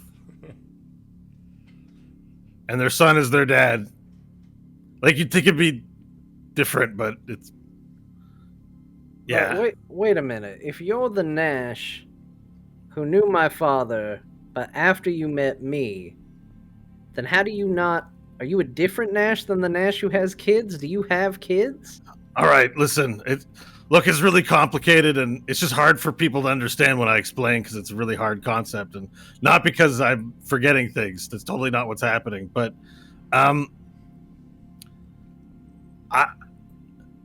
I've lived Nash's life. Is the best way I can put it. So these are your kids too, then? Or there's versions of them running around somewhere, or they have their own walls. I never someplace? had kids in my version of things. Okay. See, That makes sense. it's hard to explain. There's this dumb thing called a time barf, right? And that means different things happen at different parts of the barf. So in my barf, there was no kids. But maybe we both met Stanley, your dad. That's what I think happened. Well, is it possible it was a different Nash? Or was it you? Did you run? Yeah. Okay, I didn't want to talk about this when you first got here because I know how much it hurts to talk about. It's just, it's not great stuff. And there's other things going on. But if you're ready to hear it now, Nash, you maybe need to sit down. He'll look around at everyone, seeing if there's any objection to hearing this. And if not, he'll do that. He'll sit down, Indian style, just right there in the dirt, or whatever floor it is. So pretty much, with some differences, I've lived your life. I've seen Tiet Kala. Did you see Tiet Kala on yours? Yes. There's a vampire guy there. Yeah. And he's like a bad guy, but then turns out he's actually kind of all right, but he's still a vampire, so I don't trust him still. Yeah. Did you have a little pet fairy that rolled around with you and did stuff for you? Yeah, Pod. She's here. You should say hi to her. Whoa. I mean, it's not the same Pod as... Where's your Pod? My Pod, sadly, and he'll get a little choked up, is not here anymore. Oh, no. Oh, it breaks my stone heart. That's okay. Anyway, so go ahead. Continue. Anyways, time travel doesn't really work how you think it's going to work. You don't really go back in time. You go to a different dimension in time when you travel time. So you end up in the same place as other people. That's the best as I can think of it. So what happened in my time is we went to face the principal. We had to bring this, big thing, it was a triangle. We had to bring it back to the solar mines. So we're doing that. Yeah. I bet. Can you give us any help as to how you did it or how it went or what we should do? I can't really talk about the solar mines. Ours went really badly. They poured lava everywhere and killed all the people. And there was only 4 of us that went in. We didn't have any help. No one on Earth helped us. So we stuck in, but then we made a lot of noise. Well, someone did. And as we tried to get the thing, the big metal thing, into the deep, you remember the deep hot pit, Nash? Yeah. The deep hot pit of fire. Yeah. Where the slow Peters came from. Yeah. Yeah. We tried to put it in there, but something went wrong. And the next thing I know, there was 1,000 Nashes all around me. And they all went...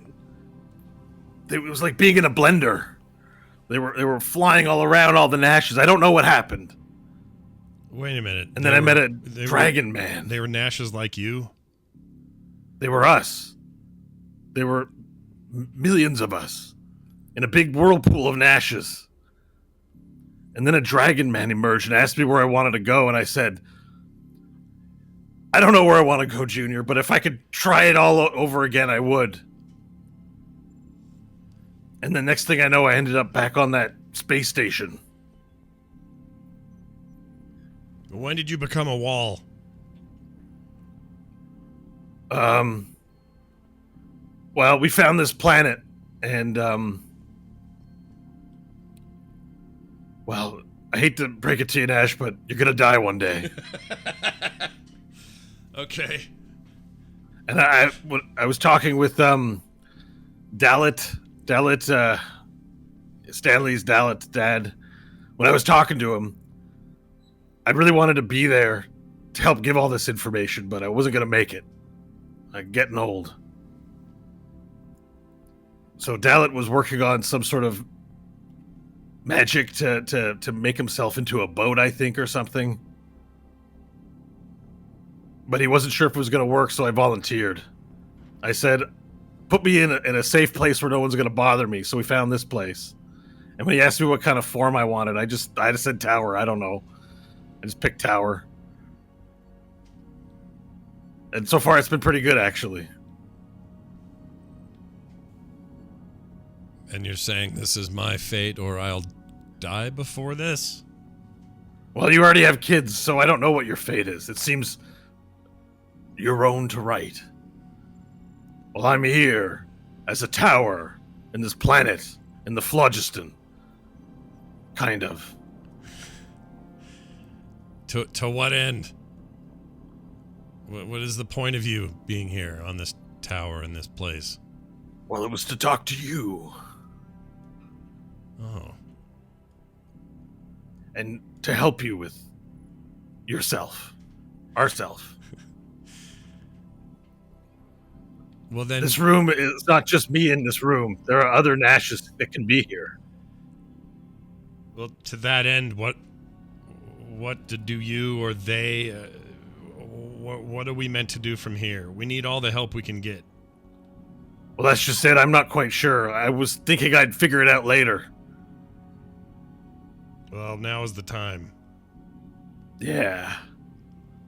So, listen, how about we call the other Nashes and have a Nash council?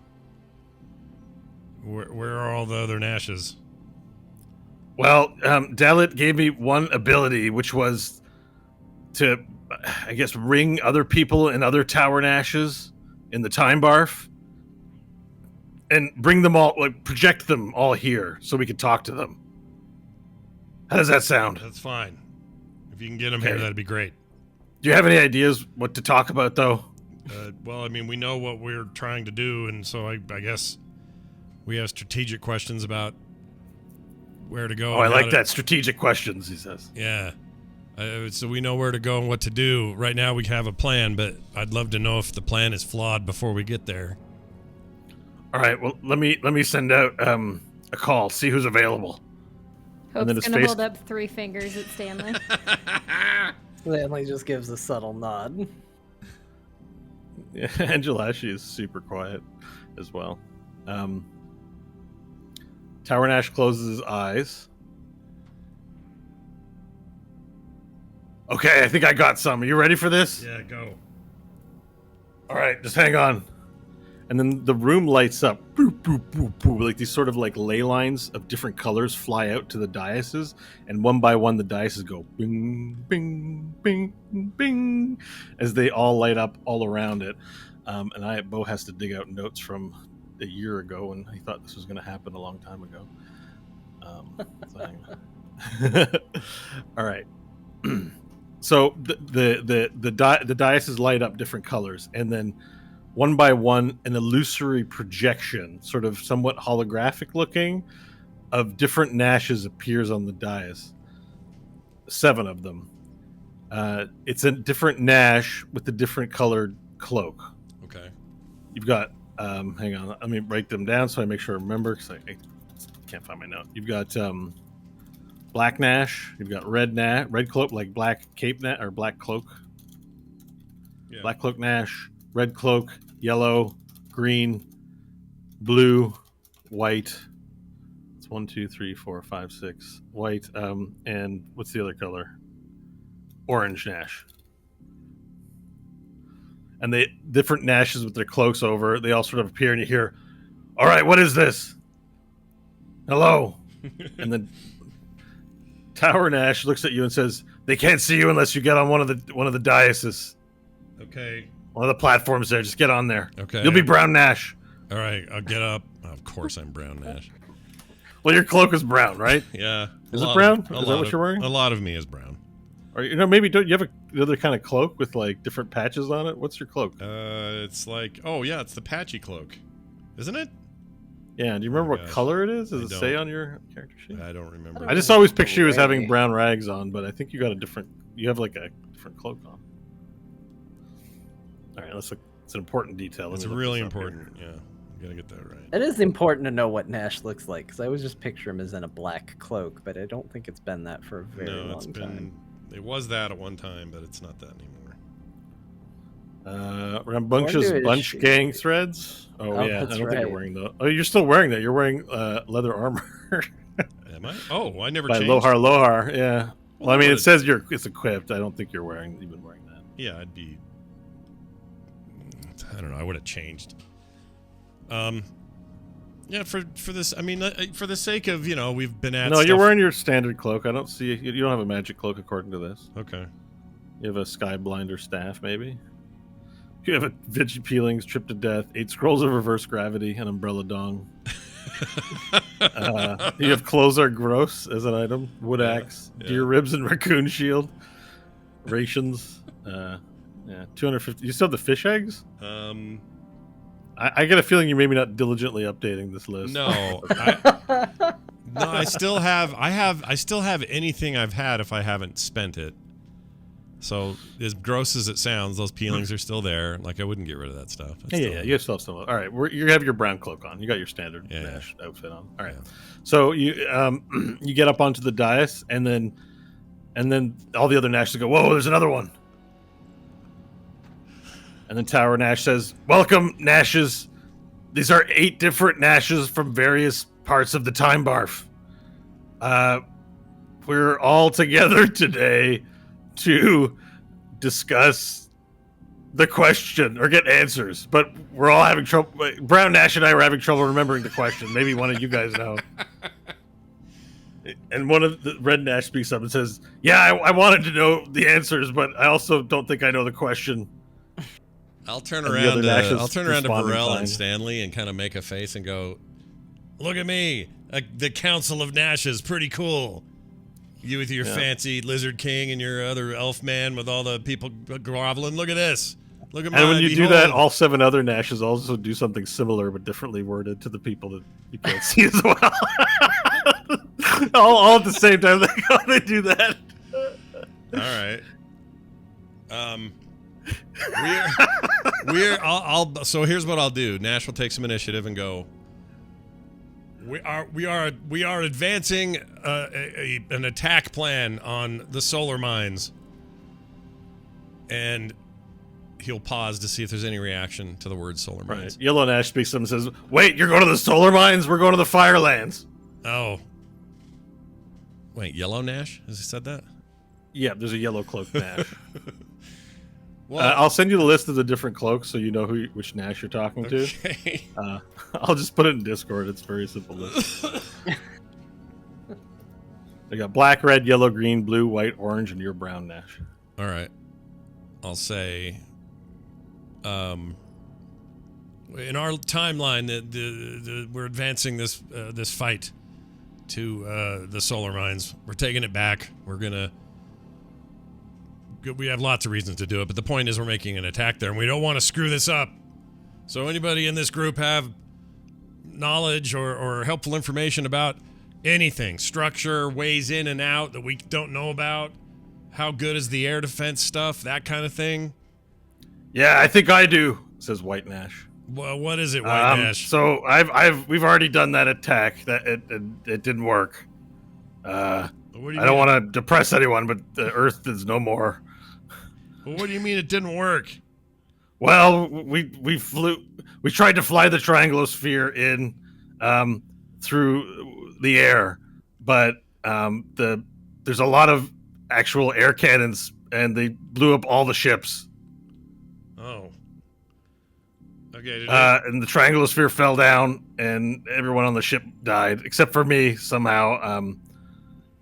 I mean, I want to say I turned into a blob for a little while, and I spent some time as an ooze, and then when I sort of stopped being an ooze, I found my way off the planet. There's a ship that wasn't destroyed completely. I flew off, and we came back to Mars, and everyone escaped here to Planet Nash, and we're just kind of waiting for our universe to destruct. We don't really have any plans. So just to say that, like, don't bring it in on the air. If that's helpful for you. Did anybody it have... didn't work for us. Did anybody have success in the air? Raise your hand. Nobody raised No? their hand. Okay. So I'll look back at my companions. No air. I mean, not at first. This might be a weird question, says Black Nash. He says, did anyone try bringing it in on a Tyrannosaurus Rex? What?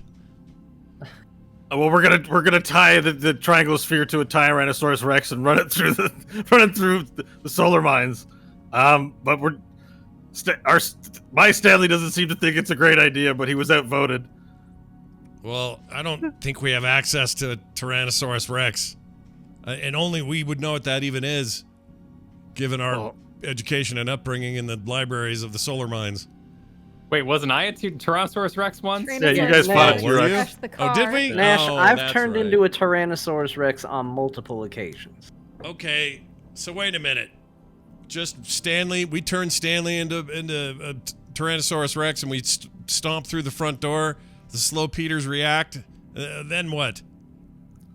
Well, we don't know. We're gonna try it. I just wanted to find out if anyone else tried it and see if it was a good idea. Well, so clearly the air was not a good idea. So thank you, White Nash, for that. So some of the Nashes have done this, and others haven't done it yet. Is that my understanding? I mean, obviously, Wall Nash. Tower Nash speaks up and he says, "Not all the Nashes aren't necessarily at the same time as you are. Like if you when you used to watch movies, you could watch the first scene in the first 10 minutes, or you could skip ahead to the last scene at like an hour and 15. Yeah. So the Nashes are at different points in the VHS tape. Okay, well, here's what should happen then. Any Nashes that are like me that haven't done this yet, shut up or F off. Because it won't matter what you say. You need to learn as much as I do from this, so just sit down and be quiet. Or if you shut up and F off. We're here to get help just like you. It's fine, but you don't tell us what works or doesn't if you haven't tried it yet, is all I'm saying. It's the experienced Nashes we need information from. So who's successfully taken the solar mines? Nobody? Silence. Shit! Come on, Nash, let's get it together. I'd say... Can I ask, does anyone here have an arm growing out of their butt cheek? No, Four drinks. I have one on my neck. I have one on my neck, I'll say. Oh, you got yours in your neck? Yeah. That's pretty good. Do you know what happens with that? No. Don't tell me if it's bad. Yeah, I'm a little worried. I try to put on a brave face, but I'm a bit worried, says Orange Nash. Orange Nash. If I'm not gonna lie. Okay. Well, all right. Well, Orange Nash or anyone else, do you have like surefire plans? Well, our Varel really wants to dig it in through the ground, just go straight in. You guys have a Varel? We do, and I'll point. Nash back is all kind of nod. Yeah, we do. They all say. I got it. Yeah. Everyone's got Varels. Right. So we're gonna dig ours in slowly, take our time, try not to rush it, and then Varel's going to punch whoever's down there for us. I think that's the plan. While we put I'll nod approvingly at this plan. Yeah, you probably like that.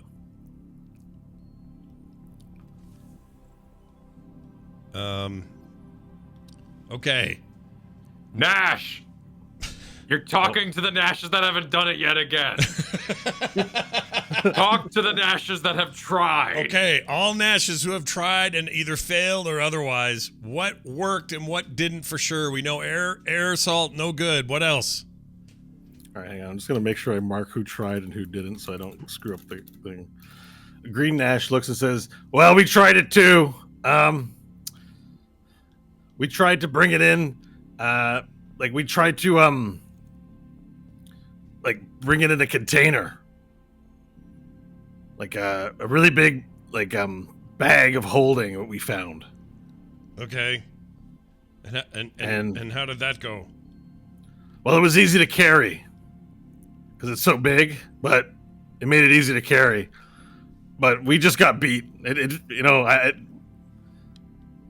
I don't know. The luck wasn't on our side. Something like that. When we fought, just Varel went down, and then he got back up, really mad. And but then Stanley went down, and then I got knocked down, like by just bullets and those orcs.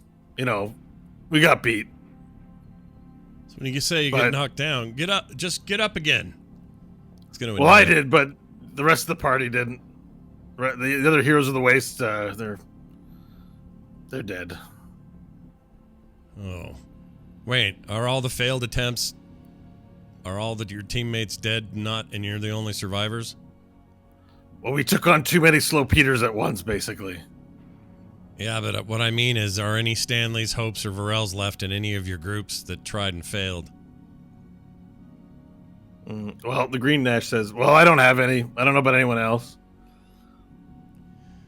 And then Red Nash speaks up and says, well, Stanley accidentally agreed to eat something I gave to him that I told him was a vegetable, but really was a poisonous ooze. I sort of mixed it up when I pulled it out of my pocket, and he wasn't paying attention, and it killed him. I feel bad about that, too. I don't like the idea of the common thread here being that the team takes a hit, but I don't want to survive. If I want to go down with my team. All right, so Blue Nash speaks up and says, listen, I've been following this conversation a bit, and I want to say it's been pretty depressing and not very helpful at all. So I think I might go, but I want to say this. The first one out of the room. But I think I might say this, that because I have a Tower Nash here too, and he's telling me that he moved forward in time, but then came back in time, but in a different part of the time barf, if I'm understanding this nonsense correctly. So I think maybe we keep getting put back into time until we get it right. So maybe one of us that still hasn't tried can still get it right. Brown Nash. Brown Nash. Oh shit! I'm the brown one. I forgot I'm still brown. Yes. Sorry. Yes. Listen. What's your plan? Well, we were gonna go maybe dig in behind and start from the tunnels, the mines themselves, and move up. Free everybody on our way, and then take them from surprise from the rear, but also distract them at the front gates with a kind of a false attack. And then, they'd be all a little bit freaked out. Nobody would know what to do. And then we could kind of take them on both sides and then eventually bring air power in, that sort of thing. False attack? Air power? What are you talking about? There's only 4 of us. And Stanley's drinking, Hope's drinking even more, and Varel is just sullen. Who else is attacking? You're in a shit timeline. You have a bad team. Oh no. Yeah. You should leave. You should leave, like you were saying. You probably don't want to be here for any of this. You're in a bad shape. All right, Blue Nash just steps off his dice and goes. Oh.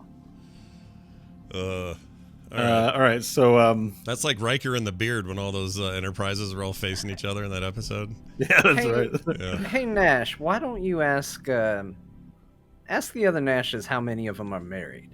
How many Nashes here are married? Raise one of your hands. The Nashes sort of look around to see who's raising their hands. Are you raising your hand? Yeah. Brown Nashes. None of the other Nashes raise their hand. All right. You're married? Yeah. How did that happen? They're here with us, right? Aren't they there? And then one of the other Nashes is like, how many Nashes here don't have a penis? And he raises his hand up. I'd raise my hand and then all the Nashes raise their hand up. I would too. I'd say, 5 drinks. Look, there's a deal. I'll point back at her and say, she's got magic powers. It's a long story, but yeah, those are my kids. And we can't see her. Bring her onto the platform. Oh, okay, fine. Dear, come up here. Let's show them what you look like, and I'll coax her up to the Angela, she's just very carefully, she's just overwhelmed by this. This is insane. She stands onto the platform, looks, and then all the other Nashes at the same time use and go, whoa. Just very impressed with how pretty she is. Okay. Yeah, and I'll say, because of her, we were able to have children, despite the lack of, capability, if you know what I'm saying. And so she's great. How many other Nashes have a question? They all one raises their hand. The rest of them raise their hand. All right, fine. Let me just end this now. She gave me a magical plant penis. Okay, can we move on? That's how we did it. Okay, the 3 are shapeshifters. One of them's normal. Everything. That's all you need to know. I don't know why I'm the only one, but maybe you said the other guy had a messed up timeline. Yours doesn't sound so great either. Oh my god. I have kids. I have a normal team. I think we're doing okay. And the fact that I'm so unique in those ways compared to all of you makes me think that we have a unique chance. We're going to take the solar mines. That's what we're going to do.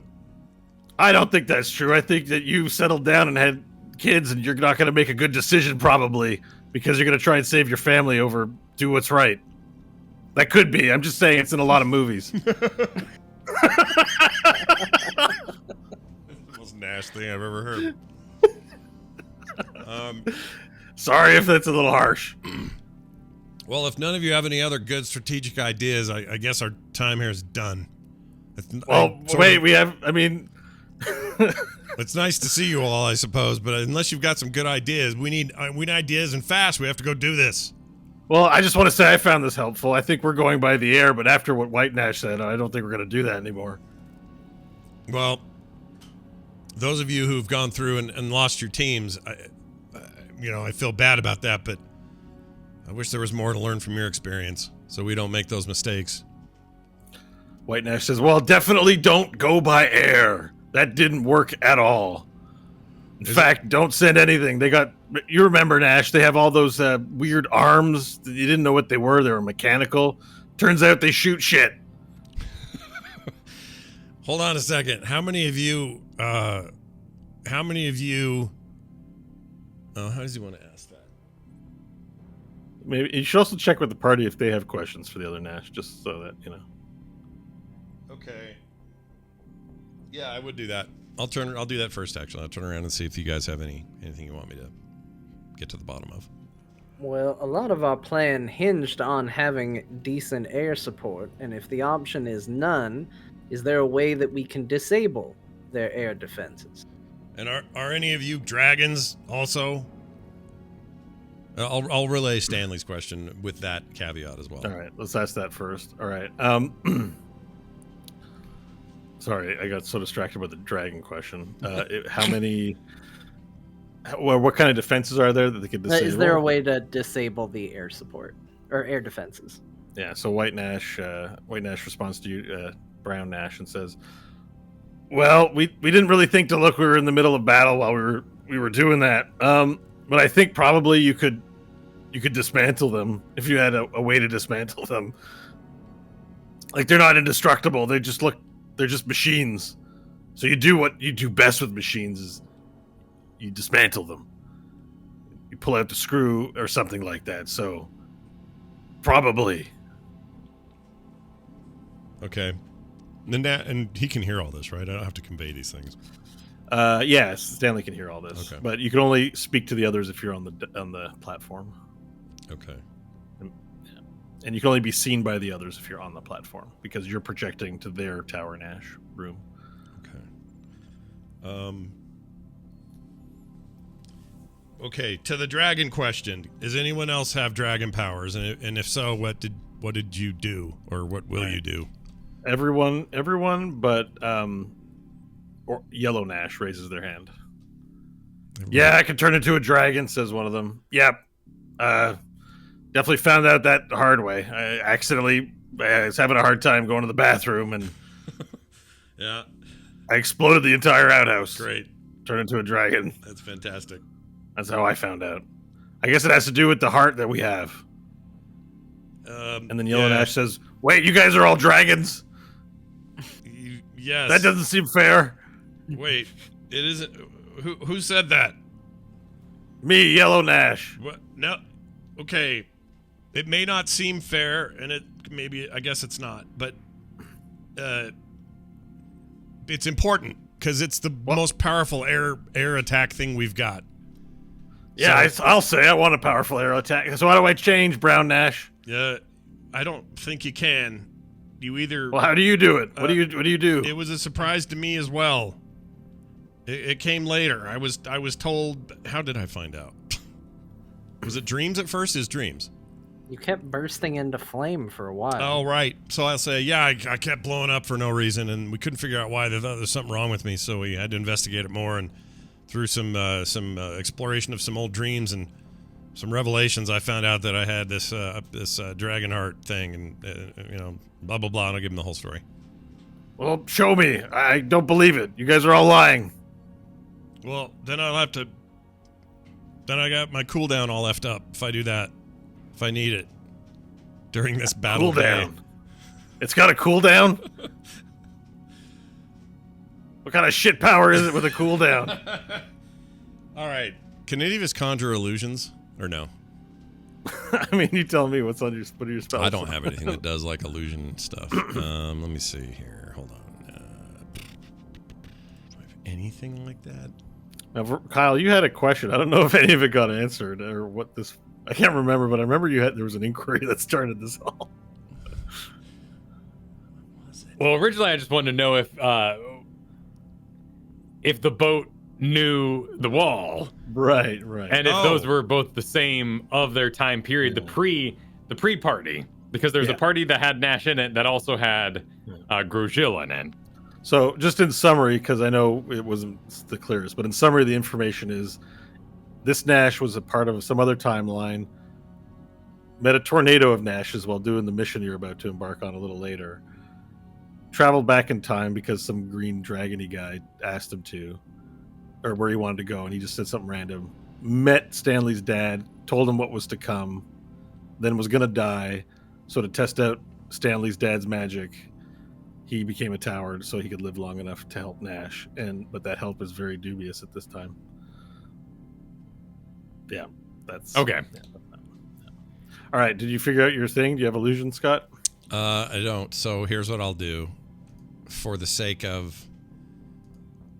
We are how far? Like, if we left right now, how long does it take us to get to where we are to get set up? There's another long rest in the way of any of this fight, right?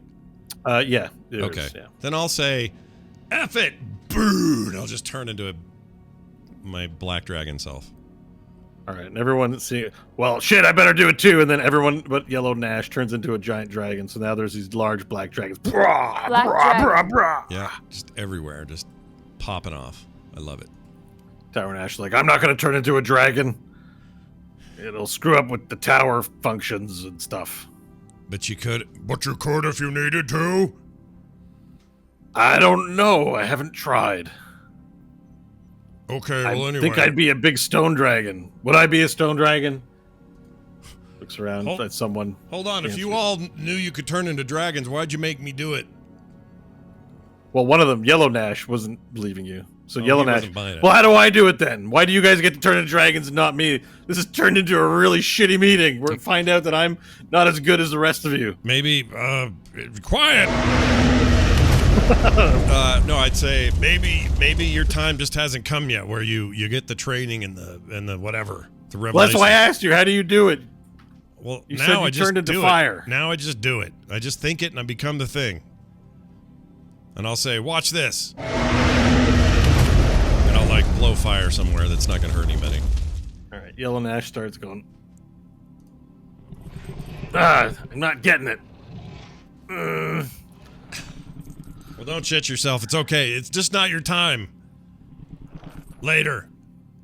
All right, well, it doesn't that's matter something right I'll now. figure out later then. The important part of this is there any advantage to this dragon form, or should I not care about that? Well, Yellow Nash says, seems like a big advantage to me. Yellow Nash is he's a dick. I don't like Yellow Nash. Well, they're All right, different well, then I would Nashes. say- you're your own unique Nash. Never forget. Yeah. Okay. Nash, Yeah. Nash, can you ask them if the other hopes have the arm? Oh, that's a good question. And I'll ask about the arm. And do they have an eye? Oh, do you have the arm and maybe an eye? the dragon Nash, the dragon Nash just sort of look and they go, well, we got lots of arms and lots of eyes, says Red Dragon Nash. No, I mean like the arm and the eye, and I'll add some context to it based on what we know of those artifacts. Black Nash says, I think he's talking about Hope. Yeah, She's Hope. always got limbs missing. Always. Oh. Do all the hopes have arms missing? I mean, our Hope has both arms and both legs missing, and she actually drives around on a vehicle, like a thing. I call it a wheelchair sometimes, but they don't like it when I say that. But she's like a wheelie person. She's got big blades on her arms and giant guns all over it. But she's got truck legs, basically. She's more machine than man. It's actually pretty efficient when it comes to fighting. We're hoping that works out when we go to the solar mines. She's gonna shoot everything. Well, and I'll look at Hope and with a face of like, does that answer your question? An arm they attached, a magic one. How about a right. magic attached arm? Not here. No, no, I don't think so. Yellow Nash says no, it's metal. All the Nashes answer in the negative that she has any biological appendages attached to her. Okay. All All right. I'll convey that to Hope if she didn't hear it. Cool. Hope will nod. Ask the ones who have a triangular sphere how getting wheel was and what they faced. Do y'all hear that? Right. So the two that have faced this before are Green Nash and White Nash. Mm-hmm. So you relay the question there, and White Nash responds, "Well, we found tungsten on Mars. So we went to Mars on the boat. There was tungsten. He had the triangular sphere, and then we made the attack plan." And then Green Nash says, "Tungsten. Who's that again? Do you know, Brown Nash, who you're talking about?" I'm gonna whip around at Varel again to say you explain it to him. I'm shitty at the details. Varel, you'll have to get up on the platform to do All so. right, I walk up to the platform. Yes. Varel! All the Nashes are kind of, the Dragon Nashes and the one Yellow Nash in human form are all kind of happy to see you there. Where are the Varels? Varels, get on your platforms. Okay. And so they're okay, so Blue is gone. So the other Nashes relay to their Varels to get on the platforms. And no, this is going way farther than I even planned. Now we've got to do many Varels. The Varels each get upon that, and they are also different colors than you. And none of them, curiously, none of them have the eye that you have lodged into your chest. They get up because their Nashes have asked, and they look and they go, "Who am I? Oh."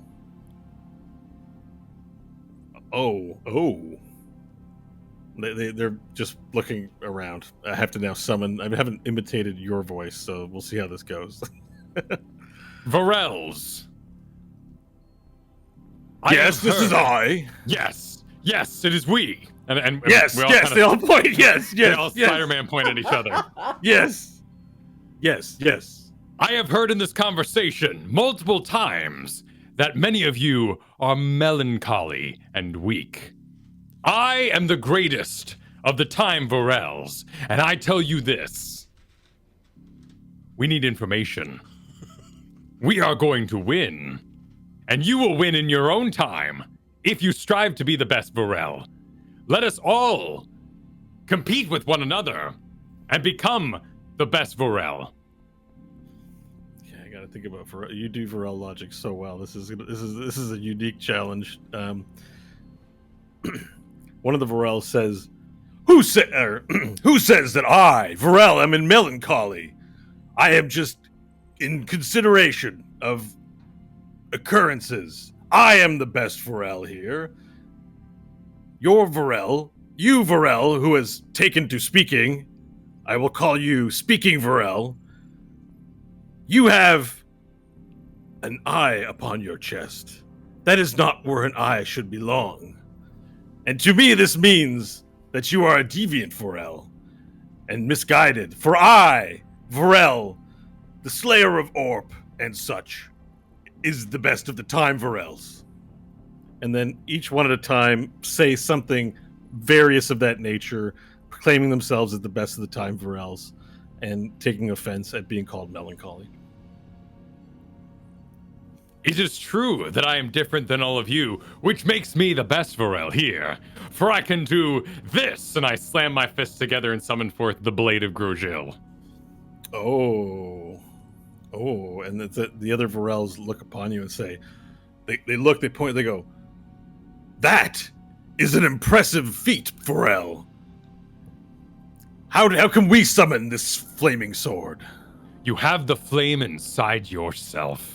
In your own heart burns the fire of the lizard folk, of which you shall summon into your fists and punch each of your time Diantalises, but not the Stanleys, for they are innocent. They all sort of agree. They're like, yes, we quite dislike Diantalis. Together, let us motivate these Nashes to speak clearly and get the information they seek. One of the bros says, agrees with you, immediately says, yes, I too agree that that Nash should speak more clearly and will help him to do so. Nash, speak clearly with your other Nashes, for your conversation has been most unproductive. I bid you all fair hunting, noble Vorels. Yes, and I turn and walk up the platform. We bid you fair hunting as well. And then one of them says, Nash, conduct yourself appropriately, as he moves off the dais. And all the Nashes go like, oh, this is a bad idea. And they start mumbling. I'll say, well, all right, then. I guess that's it. Thanks. I guess thanks for all your help. Sorry about the temporary transformation. Hope no one's too tired. And, good luck storming all your own castles. Thanks for not too many good ideas, but whatever you gave was good. You tried. It's fine. White Nash speaks to him as well. I guess I should tell you some more stuff, though, right? Don't you wanted to know some things? I don't think maybe I told you enough. And all the other Nashes too that I haven't done it. Well, if you have enough, if you have, well, if you guys all have a Prue here as a principal, we do. And then White Nash, everyone raises their hands. All right, so we've all got this weird Chrome guy, right? Yeah, so he's in the solar mine, so you want to be ready to fight him. How do you know that? He's retreated from there to there. And we fought him there when I went there. I'm White Nash. Remember, our Earth is done. Oh, right. Well, we met him there. That was part of the trouble, too. It's really well defended now. It's not like it was when we were there. Well, we had word that he was probably there as well, but when you say really well defended, what does that mean? Well, just that there's, the air cannons and the Orc guys are there and the Toyota guys are there and the Jimmy Johns are there and you name it, they're there. It's not just the old solar mines anymore. Even the what's the name of that guy? The administrator. Like, he's been deposed of power. The principal runs everything now. He's there, but he's just like a puppet man. Okay. He just does what the principal tells him now. Because what choice do you have? Principal is so powerful. So it sounds like us going from the rear is still the best option because he's not down there. He's not hanging around in the mines. No. I mean, we had some people help on the top too, so that makes it for a good distraction. Just the air part was really bad. But going below is probably your best bet. If I had to do it again, Nash, and I may have to, given what this tower's told me, I would probably go from below. Okay. Or, I don't know. I mean, if we had a big enough army, we just could drive it in. They think it's more well defended than it is. They don't realize we're a dragon. So you can break down the walls pretty easy. And stay low. Okay. Yeah. Okay. This is good. Well, may all of you get a plant penis one day, and may you all, if whoever didn't get to be a dragon yet, may that happen to you as well. And I hope none of you die. I hope you all live. Yeah, and the other Nashes go, yes, may all of you have a plant penis as their sign off. And they I'll all turn walk. to Stanley and go, 6 drinks. Oh man. They all say goodbye to each other by saying, may all of you have a plant penis. And then they all walk off their dioceses and the council powers down. All right. I'll turn back into normal Nash. And Yeah. Tower Nash goes, well, I hope that was helpful. I didn't really follow half of it. well, we got as much as we can get. So I hope you're okay here in the wall. Yeah. Now, I heard you mention you don't have a pod, so, I think you met her last time, but if you wanted to say hi to our pod, she's upstairs with Roger. Who's Roger? Oh, Roger's her husband.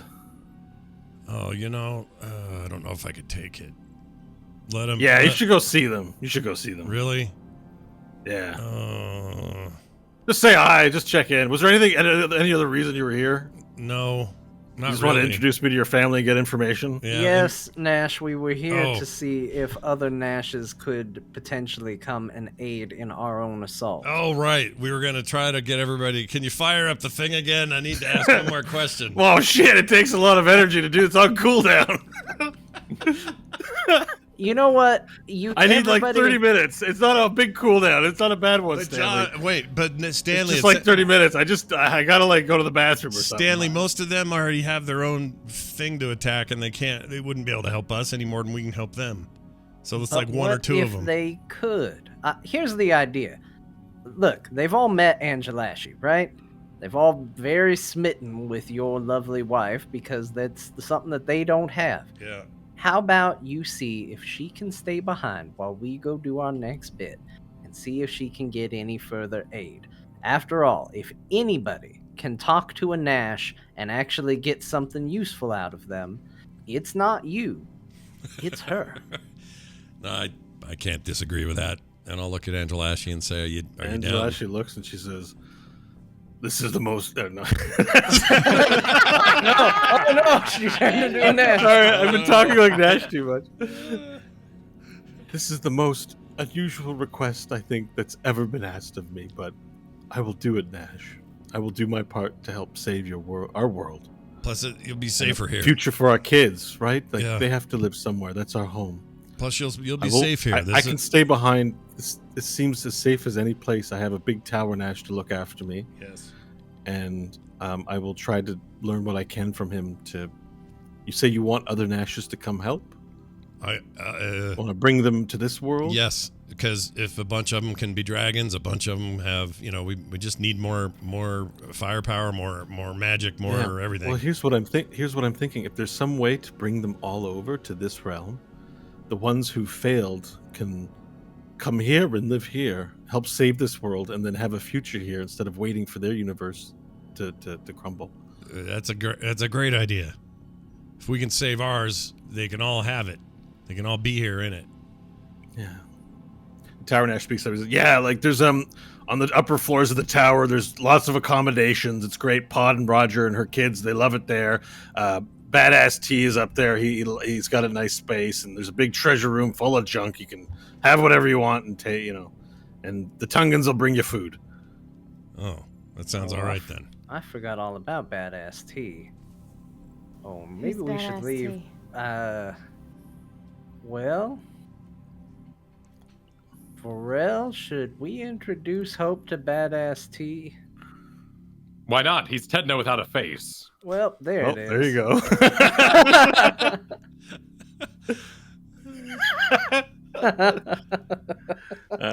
Yeah. So, Hope, you learned that there's a Tedna around. without a face, no less. Yeah, Hope walks away. No, Hope's still there. Her tail's flicking a little, but she'll go if they all go up to say hi. What do you say, Nash? You want to see Pod again? Sure. And Angela actually goes, Pod? Ah, she's just an old friend. She died in this timeline. Something I should know about? No, it's a little fairy thing. It's not like a.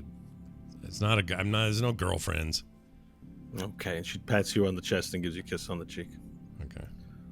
She was Alright. tiny until she wasn't, and then she died. Yeah, that's kind of it. The It was Pixie a- Hulks. It was a rough time, but yeah, I don't even know if this is a good idea or not. Just because I don't know what I'll get out of this other than sad, but sure. All right, just head up the stairs. You remember where it is. So the party think gets so. together, moves up the stairs. It sort of seems to be the stairwells on the exterior of the tower, so you sort of twirl around the tower as you up the stairs in a narrow corridor.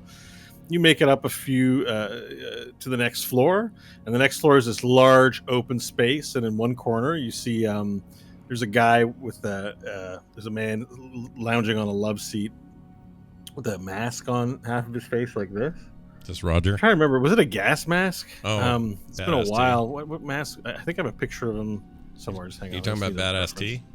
Yeah, Badass T. I think he had a He had like a picture. something. It was kind of like a Yeah, he has a Malik gas mask. mask. Oh, yeah, okay. that's right. Yeah, he's got like a mask on the bottom, only on the bottom half of his face. He appears to have headphones in. He's just bobbing his head, doesn't hear you guys. And on the other side of this large corridor, or on this large tower floor, there's like a dollhouse, and you see, there's little lights, a candle lit, like lamppost on the outside, and there's candle inside. And as you peer into the dollhouse, you see there's a pixie family inside having dinner. And there's a stairwell leading up to higher floors towards the back of the room. So nobody notices your presence as you walk in.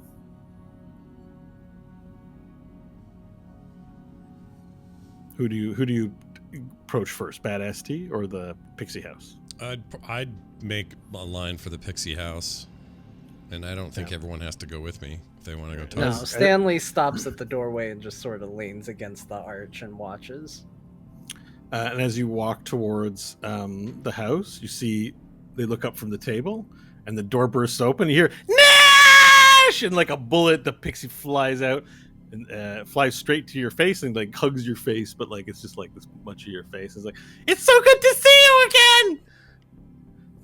You get a big kiss, I would be taken aback but it's by like it. a tiny kiss. I would be taken aback by it and not quite sure what to say. Well, you did meet Pod before when you stopped here very briefly on your way back to Earth Oh, did I? from Sigil, so you didn't meet this Pod before. Oh, I've never met this. And pod. you remember this pod was married to Roger, another pixie, Yeah. and they had two little pixie kids. And so Well, Roger also. I Sort of know floats that out the she's door. not. I know that she's not my pod, but that would be the problem. Is I just feel it just would be weird, Yeah. knowing that this isn't the same. It is, but it isn't. How are you doing, Nash? I'm fine. We're about to have a third kid. She sort of pats her belly. She's like, on the way. Where's this Roger? I'm right here. Roger, Roger the pixie floats up next to Pod. It's good to finally meet you. I'll say, Roger, you take care of this one. Don't let her, get in any trouble or anything. And I'll He try takes to her hand and clasps it and looks at you and says, I love her with all my heart till the day I die. Okay, good. Well, I just wanted to swing by and say hello, and wish you the I'm best. so glad you stopped in, Nash. It's so good to see you. Congratulations on Are you all the- staying? No, we have. Why? I we need have, someone to hang out with. We have very important business that we have to head to and take care of. I have so much to tell you about. When you're done with your business, can you come back and spend time with us? I will come back. I promise. Well, thank you for stopping by. Do you want any food? And then go get Dash a plate. And then one of the kids flies off and immediately brings back a tiny little plate of food. It's about the size of your nostril, maybe the plate. He brings it up to you. He's like, here, have something, Nash. I'll take the plate and I will snort its contents. I'll just go. The pixies laugh in delight. They like you. All right. They like it. I said- But when you snort it, you don't take the fork and knife off the plate. So there's this sharp. Great. There's a pixie fork and knife also get up in there. Slow bloody nose forms. Oh, I'm not. I'll try to be You take 1 nonchalant point of about it. damage, please. Oh my gosh, really? Okay, one. Yeah. So I'll say, oh, that hurt. Anyway, thank you. It's been nice to see you guys. I wish you nothing but the best, and hopefully, if we get our job done right, you'll exist longer. Also. All right. And as you say that, you hear, "Ho!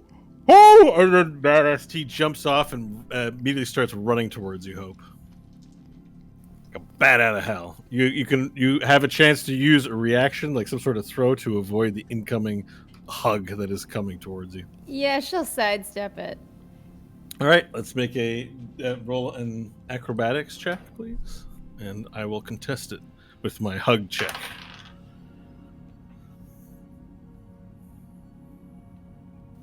$13. Oh well, let's hang on. I need my modifier for badass. Badass has a no. You win the contest. You sidestep him, and as he goes to hug you, it's sort of like he's gonna throw himself onto you with his face mask and bald head and everything, and then he just misses, so he falls onto the floor, poof, face first. And then he turns around with his mask and goes, he's laughing. It's so good to see you, Hope. You're alive again. I thought you were dead. Yeah, the feeling's mutual. You died as well. I didn't die, but maybe the one that Tedna you knew died. That's possible. I'm not quite the Tedna that you know.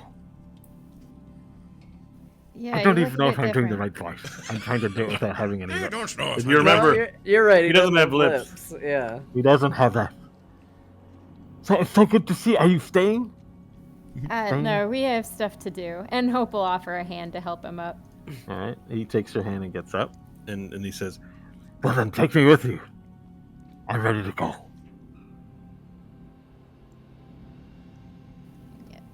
No. I'm not doing anything here, but I'm waiting. I've been in the tower and I've been waiting for you. You see, when I picked up these guys in Sigil, they said that you had went missing and they were going to go find you. And now they found you. They accomplished their mission. then a bunch of drool starts dripping out. Also in real life, it's happening to me.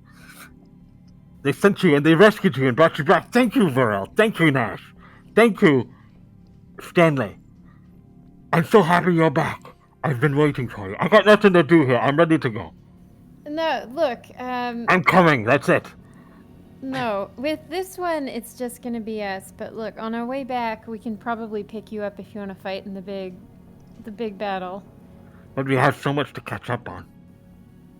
I should come now. No, what do we... No. Tedna, no, you're not coming on this one. Do you remember what you said to me last time we were together? Well, I guess it wasn't you. Oh, it doesn't count. But the you that I knew said that you were thankful to have me here by your side. I don't need anything from you, but let me stay by your side and fight with you. Yeah, he won't drive us crazy at all. You should bring him. Tedna, we'll pick you up when Alright. we're done with this mission. And then you can choose to go in the ground assault, in the air assault, underground, whatever it is you want to do.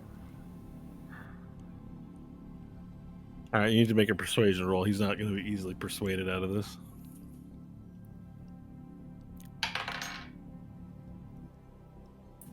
$13. Okay, he wins the persuasion roll, so he's not dissuaded. Doesn't mean he's going with you.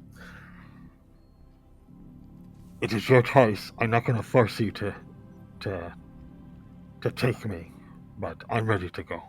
Those are hide in the bathroom words, Hope. You know he's gonna come whether you tell him or not.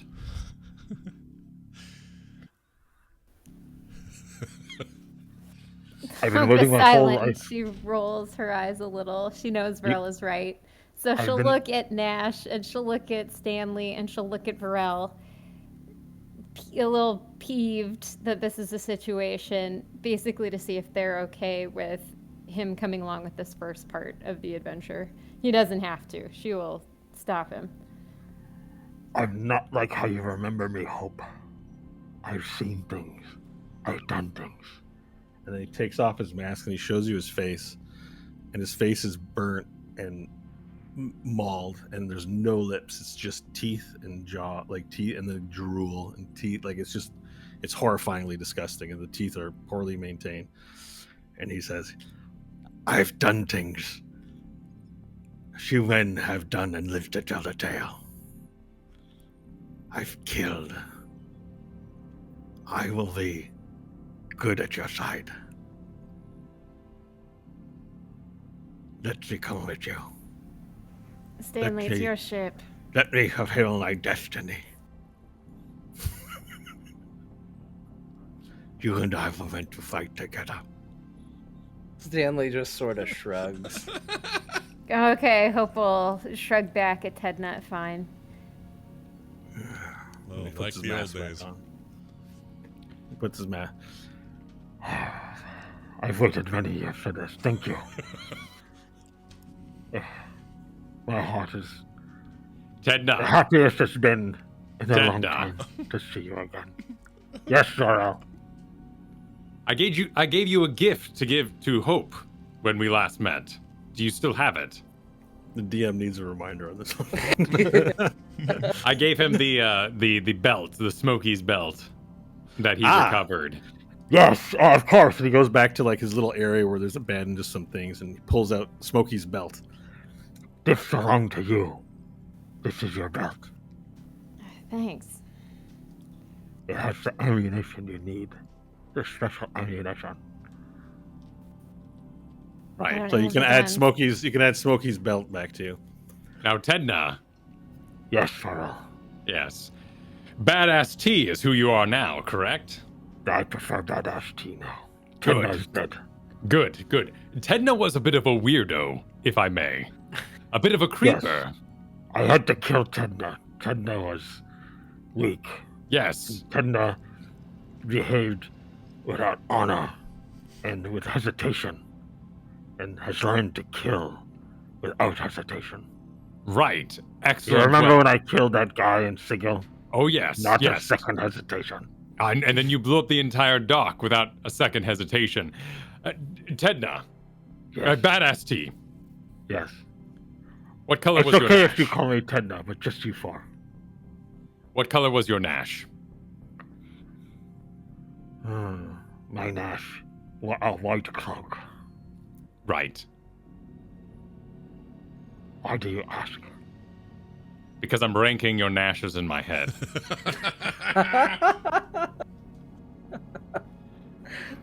You've met some other Nashes then.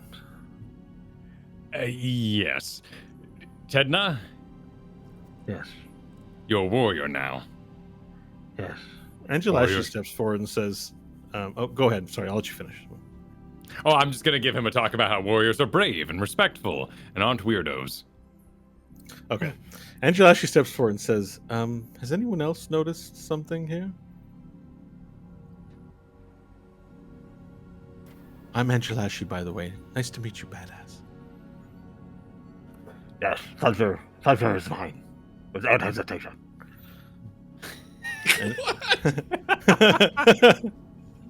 He's so weird. Angelashi says, have you guys noticed something about here? What? I mean, what? I mean, not a single one of you? I've Am I the only noticed one? nothing but some things, but you're going to have to be more specific. Well, downstairs you asked me to stay here and research ways to bring some Nashes over to help with the fight before us. And you've just asked this badass T where he's from. He's not from here. So badass T, how did you get here? And that's where we'll end it for this week. Nice. That's a good question. That's a good question. That is a good Yeah. question. Hmm. Angela, actually smart. Yep, smarter than you give her credit for. Not really. She's great. Like, Only Scott's Nash like- doesn't give her credit. Look at Scott all of a sudden proud of his fake wife. He's like, you all discounted her. Yeah, she's but pretty not good. me. Nope. I appreciate what I have. I knew the whole time how great she was. Well, now that we know that, we know this. We know that next week we'll pick things up from there. Or wait, next week isn't Christmas, is it? No, when? No. No, but I am not available. Next Right. week, We're still so working we're gonna out. have That's to what it was. decide if it is a Stanley free adventure or if it's a skip or what we're doing. Yeah, we don't know yet. We'll figure that out. Yeah, we might be able to do something Stanley. We might be able to do something Stanley free. Yeah, it's possible. I mean, I hate the idea, but it's probably we could figure it out a way. You've done it without Nash before. He's done a lot of adventures without you guys. It's only fair. Yeah. So we'll Maybe work we it can out, visit the Tungans on the planet. We have a Tungan adventure. Yes, you should definitely do that without Stanley. Yeah, let's kill all the Tungans. You can go to the Brontor trailer park that's marked on the map. Great idea. Well, you'll have to tune in next week to find out what we do, everybody. Don't forget, you can support the show by going to therewillbedungeons.com, become a Dungeons Plus member, and support the show in a myriad of ways. It's all laid out there, so if you're looking for details, go check it out. Thank you, everybody who does. That's going to do it for us. For me, for Kyle, for Kristen, for John, and for Bo. We'll see you next time.